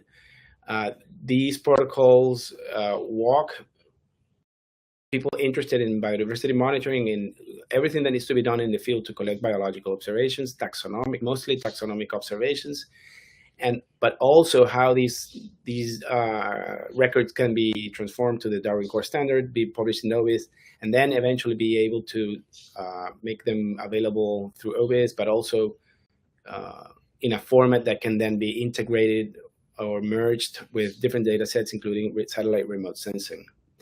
We have done this through multiple workshops since the year 2018, 2 of them in Brazil in 2018 and 2022 last year, in which we have gathered people from all over Brazil and in the Americas, really, to train them on a suite of tools that include data management, data science, biodiversity monitoring, the use of satellite data to understand larger context for where these observations are being collected.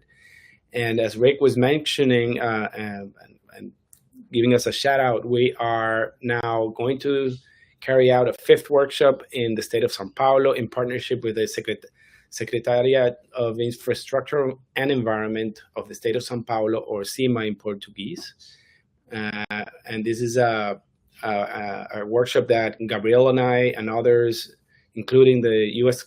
Consulate General in the state of Sao Paulo, SEMA, and others are putting together to lay the groundwork, what it's going to require building an integrated observing system that merges water quality, but also biodiversity observations in the coastal zone of Sao Paulo, but with the goal of informing management decisions by SEMA and other agencies as well.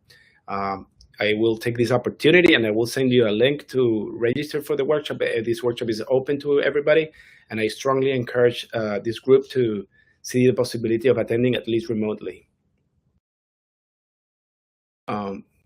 One thing that we have really promoted strongly is making these biodiversity surveys as easy as possible. And so we're now relying on artificial intelligence applications to collect information from the field that can be quickly transformed into data, and then be able to expand the range of our monitoring sites or the frequency of the monitoring in those locations by easily collecting imagery, for example, of a mussel bed, and see how those change over time. And this is an opportunity that we found as a result of drastic changes that we have observed in the Patagonian coast in Argentina, where in some areas it's taken less than a year to lose the percent coverage of mussel beds from 90% down to 0. These mussel beds have disappeared over the course of a few months. And it's really intriguing why this is happening. In some instances, some indication that could be pollution. Others could think that it could be the result of a viral infection, but there's a strong suspicion that marine heat wave may have something to do with this. And so we have, this is a really busy slide, but I just want to highlight that we did a test with an application called CoralNet that is published on Frontiers, where we show how we can use these technologies to understand how these habitats are changing. With this application, we've found that there is a good opportunity to collect taxonomic data in the field very quickly without having to have a taxonomic expertise in the field. We just need a group of people collecting photos of these environments, either above water or even underwater.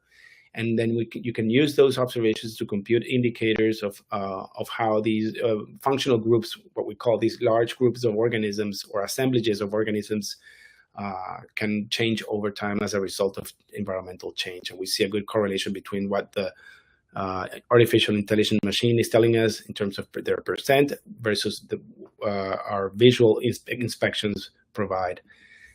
We are now planning another workshop in Argentina, in Chubut, in Camarones, in Patagonia, where we will gather park rangers in these marine parks to be trained in this technology, so that they can capture images of these rocky shores, upload those images to a server, and then run artificial intelligence algorithms that will generate taxonomic data tables that can then be used for computing these type of data dashboards that communicate in a very succinct and synthetic way the state of the ecosystem. Let's say you want to evaluate the number of species that are showing up at a particular point, or the number of mollusks,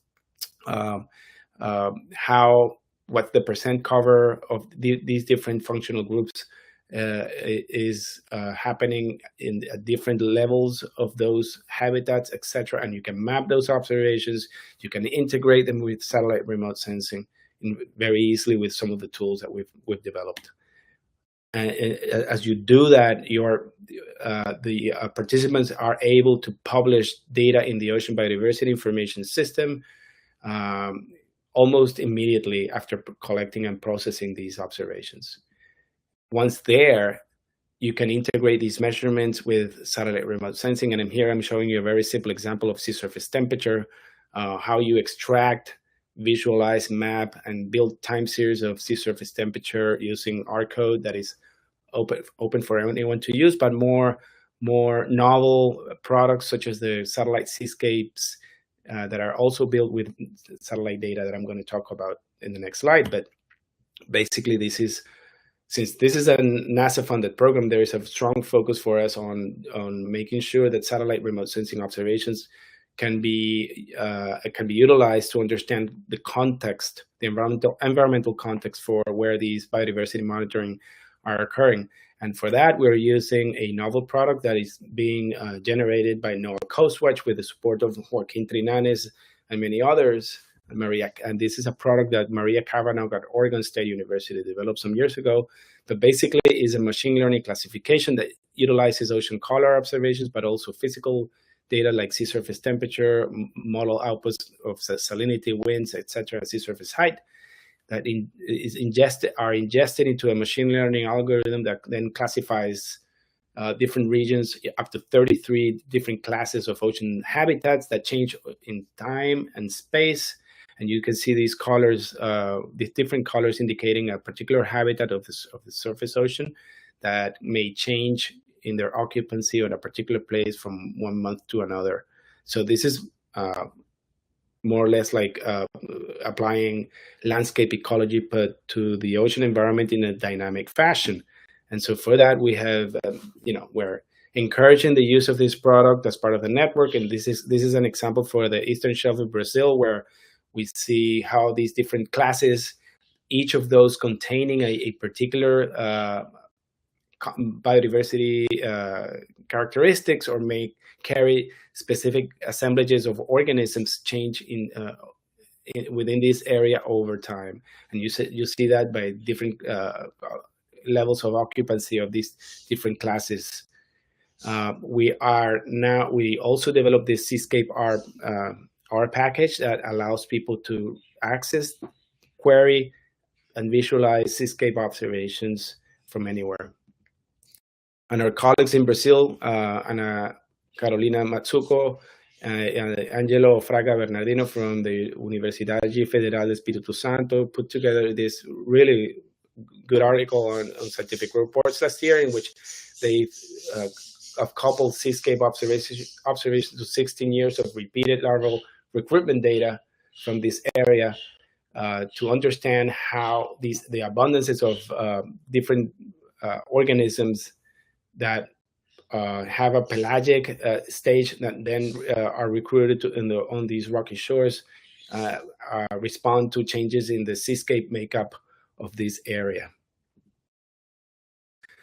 We have been over the past couple of years facilitating the delivery of smart buoys that are developed by Aqualink, which is a non-governmental organization based in the US that provide these smart buoys. And we have so far been able to deploy 2 of these in Brazil, where, for example, here I'm showing you an example of Cesar Cordeiro deploying one in Bahia dos Colinhos in Brazil, in Fernando de Noronha. And I just want to highlight that this is something that we're doing very closely with our colleagues in Brazil, and there are many of these colleagues participating in the network. This is just not an updated slide, but this is basically showing the people that have been highly involved in the program, that are contributing not only ideas, developing these biodiversity monitoring protocols, participating in the workshops, publications, data, etc., to advance the network. And to conclude, I would like to highlight some of the existing collaborations between the US and Brazil as part of the MCTI program, which it now includes something like 6 universities in Brazil that are actively engaged with the MCTI. These universities are participating, most of them in the LTER program in Brazil, or PELD in Portuguese, Pesquisas Ecológicas de Longa Duração, that is being funded by the Brazilian government, at least in 4 locations: Cabo Frio, Costa das Algas, las Brazilian Oceanic Islands, and Restingas. As a result of the engagement of Brazilian colleagues in MCTI, now the PEL data, the data that is collected by the LTER program in Brazil, is now being funneled or published to the Ocean Biodiversity Information System, which is a major contribution to OBIS. It's a very rich biological data set that was not available up until then. Brazil, one of our members, Ana Carolina Matsuko at UFES, now manages the Brazilian OBIS node, which is very important. And through these collaborations, we have been able to run workshops that have been supported by CNPq and FAPES in Brazil, and all other Brazilian organizations such as the Fundación Carlos Changes Filho de Amparo in Rio de Janeiro, or in Espírito Santo, Rio de Janeiro. And I think that's my last slide. But anyhow, I would like to reiterate my invitation to our workshop 2 weeks from now in São Paulo, in partnership with the U.S. Consulate General there, CIMA, and NOAA. Thank you very much. Thank you, Enrique. Okay, so I'm going to need clarification from our organizers. So is Gabrielle also on the line? Or is another presentation by Gabrielle? No, You worked with her on that presentation? Yeah. Okay. All right. So any questions for Enrique?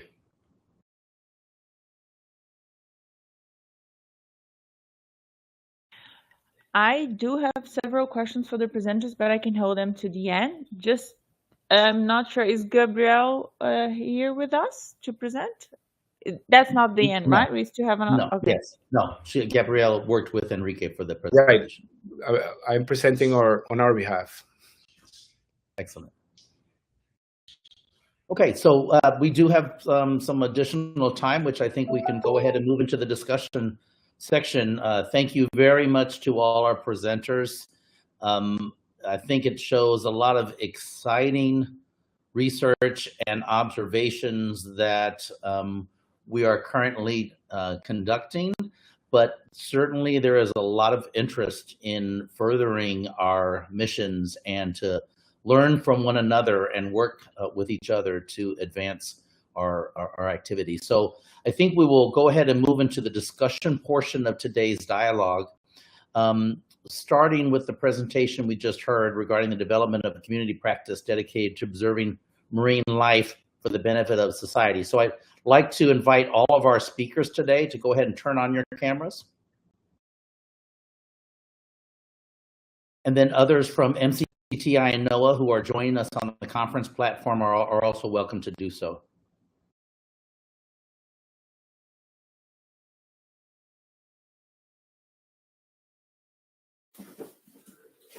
Excellent. Okay, Karen, I think you said you had some questions, so why don't we use those to start off the discussion? Great, thank you. I would just like to start by thanking you all for your input and your time and providing us with these very interesting presentations.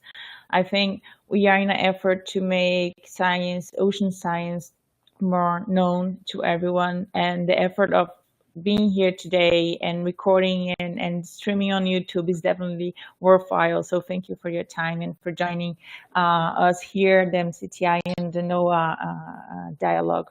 I have some general questions, but I would dedicate them to speakers, and I will present them in a row, and then we can maybe direct to speakers, whether it's up to you, John. But I would start with my question to Enrique about how would you address the nexus of carbon pollution and biodiversity loss? That's being debated not only in terms of research, but also in terms of policy response. And I know that's a cutting edge challenge to science. So how do you think, and how would you address not only on the projects that you presented, but for your next steps and the future research agenda on the field of marine biodiversity?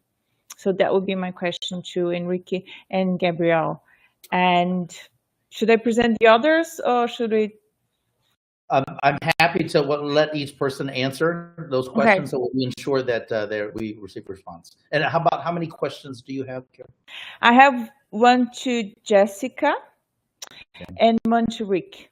Okay, so we'll go ahead and start with Enrique. Okay. So if I understand the question is how carbon pollution is affecting marine biodiversity at different scales, correct? If that's the question, it's a very good one, and one that I cannot respond right now. And most likely many of us are trying to figure out what increasing concentrations of CO2 in the atmosphere and DIC in the ocean affect not only a specific set of organisms, but also entire habitats and ecosystems. The way that I see that, people like us building these networks to understand changes in biodiversity as a result of changes in the environment are thinking about is through integration with programs such as the ocean acidification program that is, at least in the US under NOAA, there's this program that is dedicated to understanding ocean acidification through increasing concentrations of anthropogenic CO2, but also there's a global effort that is being organized under the GOA-ON, or the Global Ocean Acidification Network. And so we are really encouraging people that are participating in biodiversity monitoring or any other form of biological monitoring or observing to really work together with the OAP or the GOA-ON networks to start integrating these observations to really, so that is the only way that we can see responses of communities, organisms to changing acidification conditions. That's on the acidification side of things. Now, if we relate carbon pollution to, for example, heat wave events that we're seeing more and more often and more intense around the world, then that's, to me, provides a great opportunity, because the effects of heat waves that are, as I said before, an indirect response to increasing CO2 or carbon pollution or atmospheric carbon pollution, it has a stronger evidence that exists out there, that we see major changes in ocean habitats. We see tropical species showing up in temperate areas when these heat wave events occur. For example, the heat wave that, or what we call informally the warm blob, that happened in the eastern North Pacific in 2015 and 2016. So these events have the capacity to cause major disruptions to ocean ecosystems, shift completely the way that biological communities are organized spatially and temporally, cause tremendous problems with regards to interactions with, for example, marine mammals with fishing gear, where we saw in those events humpback whales getting entangled with fishing crab that were developed in the wrong place at the wrong time, and the list goes on and on. Anyhow, the approach is more integration and more coordination between these programs that are collecting data in different ways with different purposes. But if we all work towards standardization of data collection and publication of the data with metadata standards, then it's easier to integrate data sets to understand impacts from not only carbon pollution, but many others. I think that Enrique gave a very thorough answer to the question. I would just add, we've really emphasized carbon as a climate change driver, and that kind of juxtaposed against the difficulty of observing biology in the ocean, in the deep ocean, along our coasts, has really reduced our sort of caused us to sort of in some ways simplify measures of carbon and other nutrients. I'm not saying this well. It's caused us to emphasize the collection of carbon information, other nutrients information, proxy information for marine life, rather than direct observations of marine life. And I think the point is that we really need to be explicit in our focus on collecting marine life in areas where we're trying to understand dynamics, impacts of biology on climate, relevance of biology for adaptation, impacts on biology that affect human communities and economies. So that explicit focus on marine life, and then in turn, the standard approaches to managing the data so that we really can talk about interoperability and integrating different types of data to tell a richer story about the interactions in the face of climate change is critically important.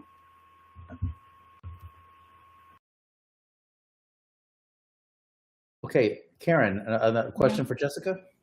Yeah, I know I'm posing some broad questions, but from my perspective, I'm a manager from the Ministry of Economy, and I always sit, and the more I learn about oceanography, I keep questioning myself, okay, so I am a sponsor of public calls. How should I dedicate my small budget to all those efforts? And what are the priority or the key stressors that we should be attending to? Like in the past, when we were talking about biodiversity loss, okay, we could apply and have responses such as conservation units as a effective manner. Now, when we address debris, plastics, carbon, conservation units are such a weak response. What are we about to do? And then we come to all this need for international measurements. And I understand that the standardizations and protocols are fundamental for science. But when we try to bridge that from a policymaking interface, we're still not making this challenge. And I know it's a big challenge for the Ocean Decade as well. So that brings me to Jessica. And I really like to see your presentation on the AtlantOS and the way you were dealing with engaging and working in a more perspective, perhaps more with citizen science. And I would like to understand how you think citizen science has evolved. And I know that AtlantOS is also working on that, but how would you see in the past years, and what would be your forecast, if you're an optimist, on citizen science as a tool forward? And how you were working on AtlantOS with the science and policy interface, looking with all these partners that you were working with. We have federations, we have unitary countries, how you were dealing and bringing on policymakers so they are part of the process of the co-design in the AtlantOS. Thank you. Thank you, Karen. Great questions. And let me try to also be mindful of time. So with respect to citizen science and AtlantOS, and maybe I should take one more step back. AtlantOS program doesn't have any dedicated funding, right? So NOAA is sort of putting itself forward both through the GOMO program and through John's lab and Rick's, like he mentioned, Renelis being a part of it. We think that there is absolutely value in doing this, and so we are trying to find some at least modest resources to put toward it to begin showing proof of concept and get broader engagement. And others on here have been engaged with AtlantOS for longer, and they know there's we've had our peaks and valleys, but I think we've got really good momentum right now. With respect to the citizen science, I believe as a broader ocean observing community, and again, my biased lens right now is thinking more from the US. Within the US, we have, I think, begun to be more accepting of finding ways to allow citizen science to feed into our understanding of the world around us. We recognize budgets will never allow for us to do all of the ocean observing that we know we need to do. And so I think finding other creative ways to get data and information with the right metadata around it so people understand this is what this data looks like, this is what it comes with. It may not meet your standards for tide tables or for charting and mapping, but it could help inform a local community about certain risks. When it comes to AtlantOS, I think one of the things that we are trying to embrace is, and it gets a bit at the sort of the science policy interface as well, is figuring out how to explain to people how they can work with us, an AtlantOS, right, base and scale community. Some countries have lots of resources, some have some resources, some have very, very minimal resources. And we'd like to find ways to be able to bring in anyone who, and which should be everyone in some ways, has an interest and a stake in this case, the Atlantic Ocean basin and the impacts that come from it. So we are trying to focus on, like I said, AtlantOS, some of these low tech technologies, low cost sensors. And we don't have a grand strategy of how to engage different sectors to bring them into this. If anyone has ideas on that, please send me an email or give me a call afterwards. And I think, like many things in this arena, it just takes rolling up your sleeves and dedicating the time to find the right next person and then the right next person and continue building your communities of practice. So I think it's an exciting time, and I am an optimist. I think that there is much more interest and acceptance of citizen science, recognizing we can't do it all, and we won't ever have all of the resources to do it all. Along the same lines of sort of the person-to-person and incremental building of communities, I think that goes. It also goes for the science policy space. So when I jokingly said AtlantOS, sort of restructured itself, redefined what our governance looks like, a big part of that was to be able to go to other scientific institutions, communities, policymakers, and say, this is what we are, and this is what we're doing that may interest you specifically, and this is how we can engage with you there. And what are your needs, and how can we communicate with you or help connect you to others? So all of that to say, building these communities of practice, I think, is very important. We are trying from an AtlantOS perspective to not start anything over that's already been done, to learn from the GOOS lessons, from other presentations here you've heard about. There are huge successful stories of the ocean observing and products and services that have been developed. how do we build off of that and do better, right? We've learned a lot. So it's probably not a satisfying answer, except to say that we are aware of the need. And I think from an AtlantOS committee perspective, we're aware of our own limitations, both in what our membership knows and doesn't. And we are really committed to building out other working groups and engaging with the community to fill the gaps that we don't have already on our committee to meet some of these goals.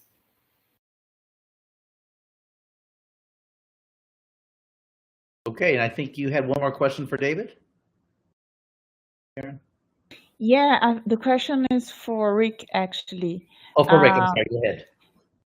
But honestly, I think it's all of you. So we have so many great experts in the room. I was just wondering, we know that ocean's health it's in severe decline year by year. And I was wondering in terms of the South Atlantic and all the data that's being assessed by you in cooperation with Brazilian experts and others. So what would be the key indicators that you would highlight in terms of the South Atlantic, if that's even possible, that really rings the bell and call for the imminency of response and reaction from stakeholders and, you know, as an alert. So what we would be especially looking for the next years, and if that's possible in terms of the South Atlantic, if not globally. Sure, happy to answer that. Real quick, I wanted to toss in one great example of citizen science, though, helping us out before I turn to this question. There's been a growing assemblage of people collecting observations of sargassum inundation, citizens' reports of this, and you know, it is a really incredible complement to what we can do with satellite tracking of sargassum and see where it passes near regions, but then combining that with the, you know, on the ground verification, I think is going to be a really great way of improving sargassum inundation reports using citizen science. So I think that's one really, really nice example where that nexus is nice and clear. In terms of key indicators for what's going on at the longest timescales in the Atlantic Ocean, we know that the oxygen minimum zone in the tropical Atlantic is steadily decreasing in its oxygen level, steadily becoming less oxygenated. And this is an integrative measure of overturning, we believe, in the Atlantic Ocean.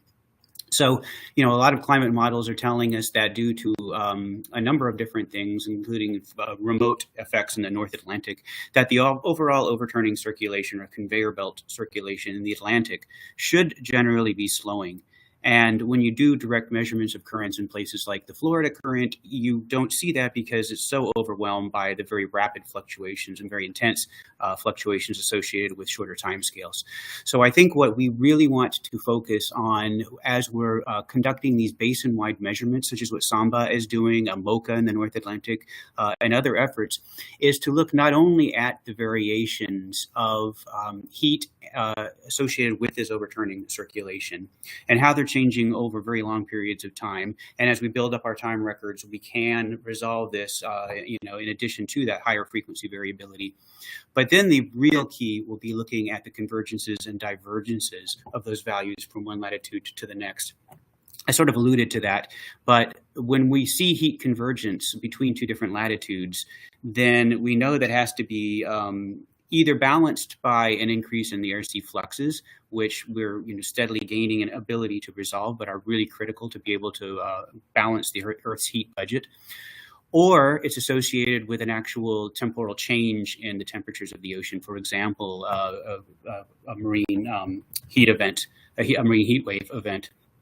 And at the longest time scales, it's associated with the kind of warming that's going to affect the pattern of precipitation, droughts, and extreme rainfall events around the world.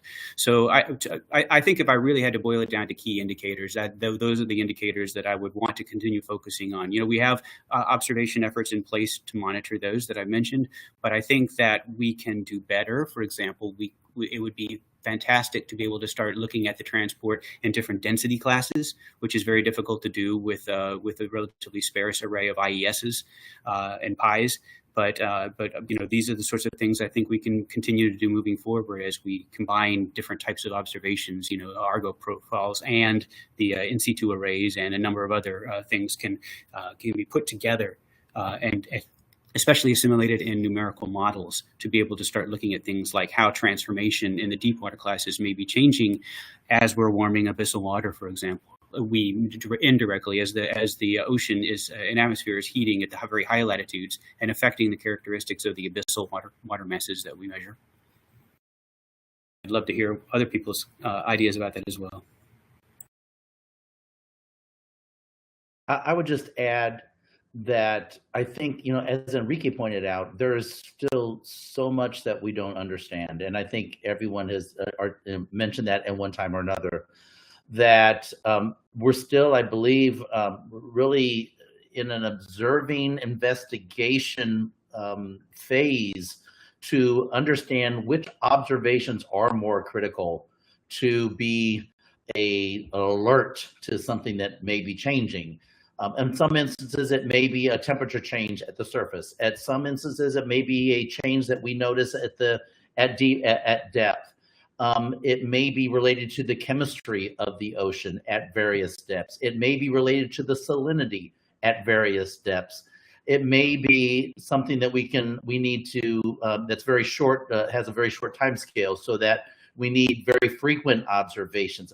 So I think within the ocean, it's very challenging to have or articulate what are the most critical observations to have in place to alert to a number of events that could happen within marine environment. So I think that's why it's so important for us to work together and try to collect all these observations in a strategic manner, learning from one another, so we don't necessarily replicate or waste time doing certain things that we know our colleagues have already done. So I think it's really helpful to have these kinds of meetings.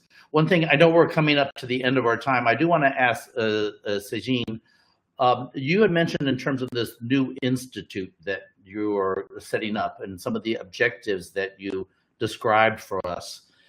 One of them was this the intent to interact with the private sector, the blue economy. Can you talk a little bit more about a strategy, or how, if there is some experiences that already you will build upon for an active engagement with the private sector, and how do you think that will work? Yes, John, thank you for the question. In fact, my background, it's engineer. And my institute, I'm from my engineering institute. And we have close relations with the industry, in our case, different kinds of industry, mainly energy. And I think the institute should be more involved in the new developments that we'll have in Brazil in near future, like offshore wind, for instance. In energy, it's one area. There is other areas that we should be involved also. I think this involvement with the industry will help us to develop some programs that otherwise will be very difficult to be funded. The idea is try to bring these different possibilities. And in Brazil, we have very interesting schemes in terms of funds from different economic sectors that could be used for research and development. That's the main idea, to talk with people from the energy sector and talk to people from other, like tourism, like other areas, maritime transportation, for instance. I think there is a room to be explored in terms of this interaction to support the research and development that could benefit these sectors also. I think in the United States with NOAA, our administrator, the gentleman in charge of NOAA now, has been promoting not only the blue economy, but the new blue economy. And the new blue economy is an effort to work with other private sector organizations who are supporting those industries that you mentioned, so that the collection of our observations could be used by a vendor or another private entity that is providing ocean forecast for the marine transportation sector. So that we are not only working with directly the marine transportation sector, but those emerging companies that are also providing services through the analysis of observations or the interpretation and the creation of products or maps or something that would be of most use to those other industries. And so I think there's some similarities with what you are trying or what you are achieving in working with the private sector, and organizations like with AtlantOS that Jessica's mentioning, working with stakeholders, the end users, is also something that in NOAA we are trying to do more of, that to have a better understanding of how the observations that we collect, the research that we conduct, the resulting information that comes from this research will have a more direct benefit to society and to other decision makers in a way that they will have a greater appreciation, recognition of the information that we are able to provide, that perhaps in the past they did not understand, they knew not very little about NOAA or the observations we collect. And so I see that effort that you described as very important to us as well. And perhaps there are ways that through the social sciences, we can also connect to our users and understand their needs, and then better communicate the kind of information we have that will benefit them. So there may be opportunities for interactions there as well. Yeah, absolutely. I believe, John, that startups could help also.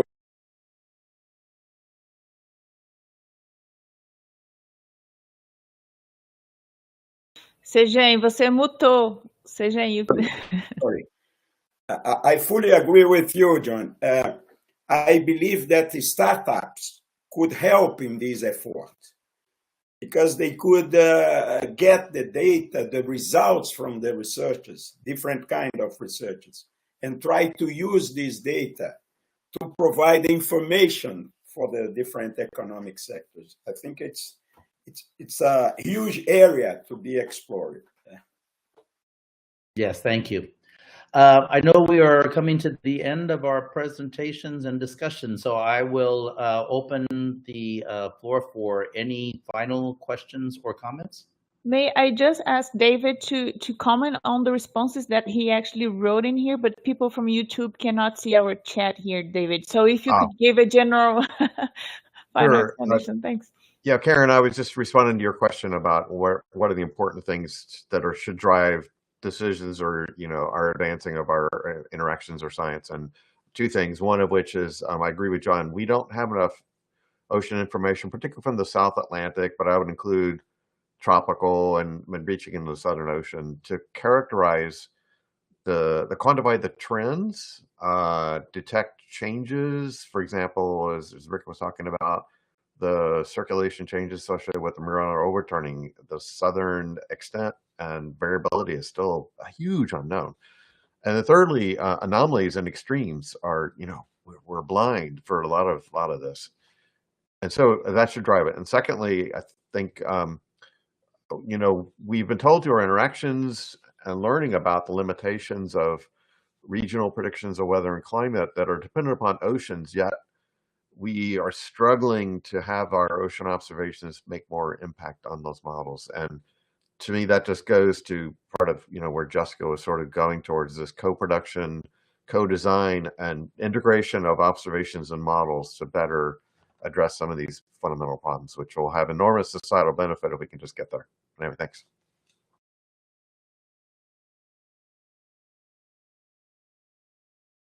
As we're wrapping up, John, I apologize. I was curious if I could potentially ask the group to take a photo. It can be at the very end, just before we really wrap up. But if you don't mind, I can come back to that perhaps after all the other questions have been answered. Thanks. Great idea. Any other questions from anyone? Yeah, we have Mauro Cirano here. He raised his hand. Oh, okay. Mauro. Hi. I do have a question either for David or for Rick. At least in Brazil, the COVID-19 had a huge impact on the operational oceanography programs. For instance, here only at this year, the AX-97 has managed to somehow return to its normal activities, which is more or less 6 cruises per year. So during the COVID-19, we only had 2 cruises per year.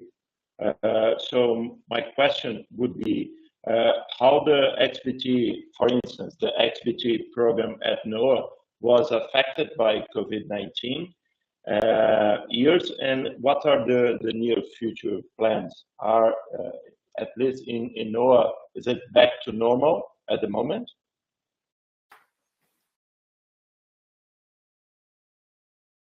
I'll jump in and let David speak as well. David and I are actually co-authors on a paper examining the impact of the pandemic on various components of the observance system, including XBTs, moorings, and the autonomous system. And the impact varied considerably. It is the strongest on research cruises, like the ghost ship cruises that were, canceled, the servicing of arrays such as the Rama array and such, very large impacts. Specifically to the XBT program, I see another co-author of that paper just joined us, Gustavo Goni, who maybe I might pass the baton to him specifically for XBTs. Gustavo. You're muted, Gustavo.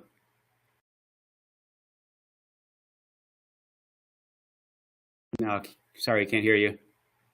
Gustavo, I think that you have to swap from listening to speaking. I think that you are only listening in the listening mode. You have to re-enter, actually. Try to exit and enter again. But yeah, in summary, I think that it's a bit tricky.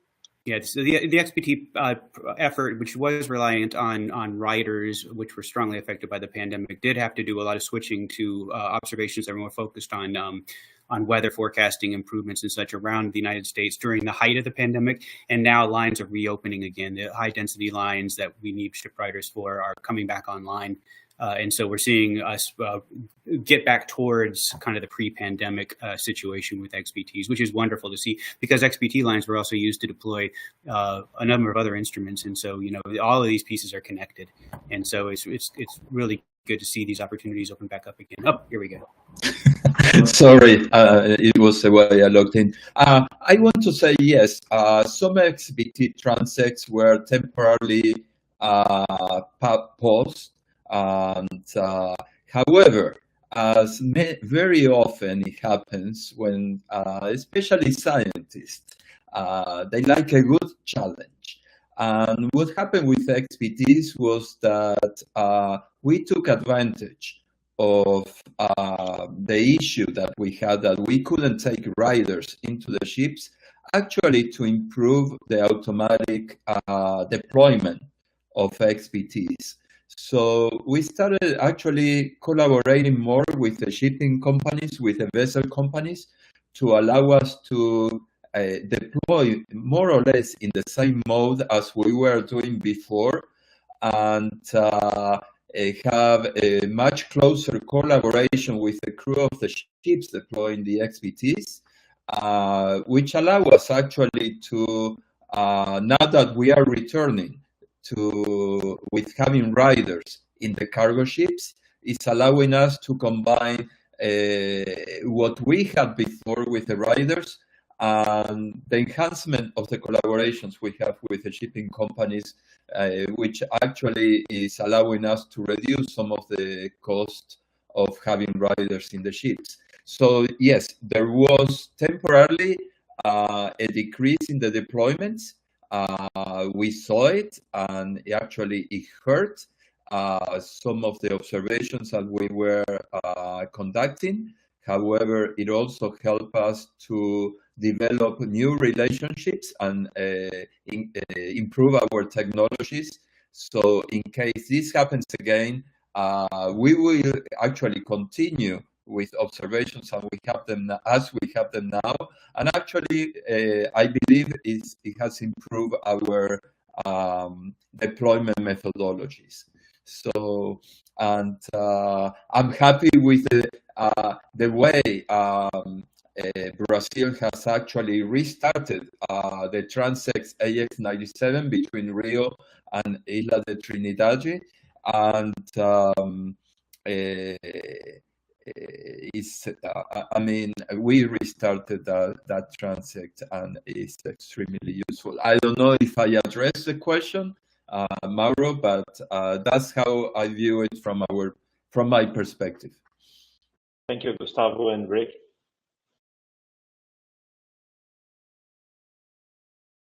Okay, any other questions, comments?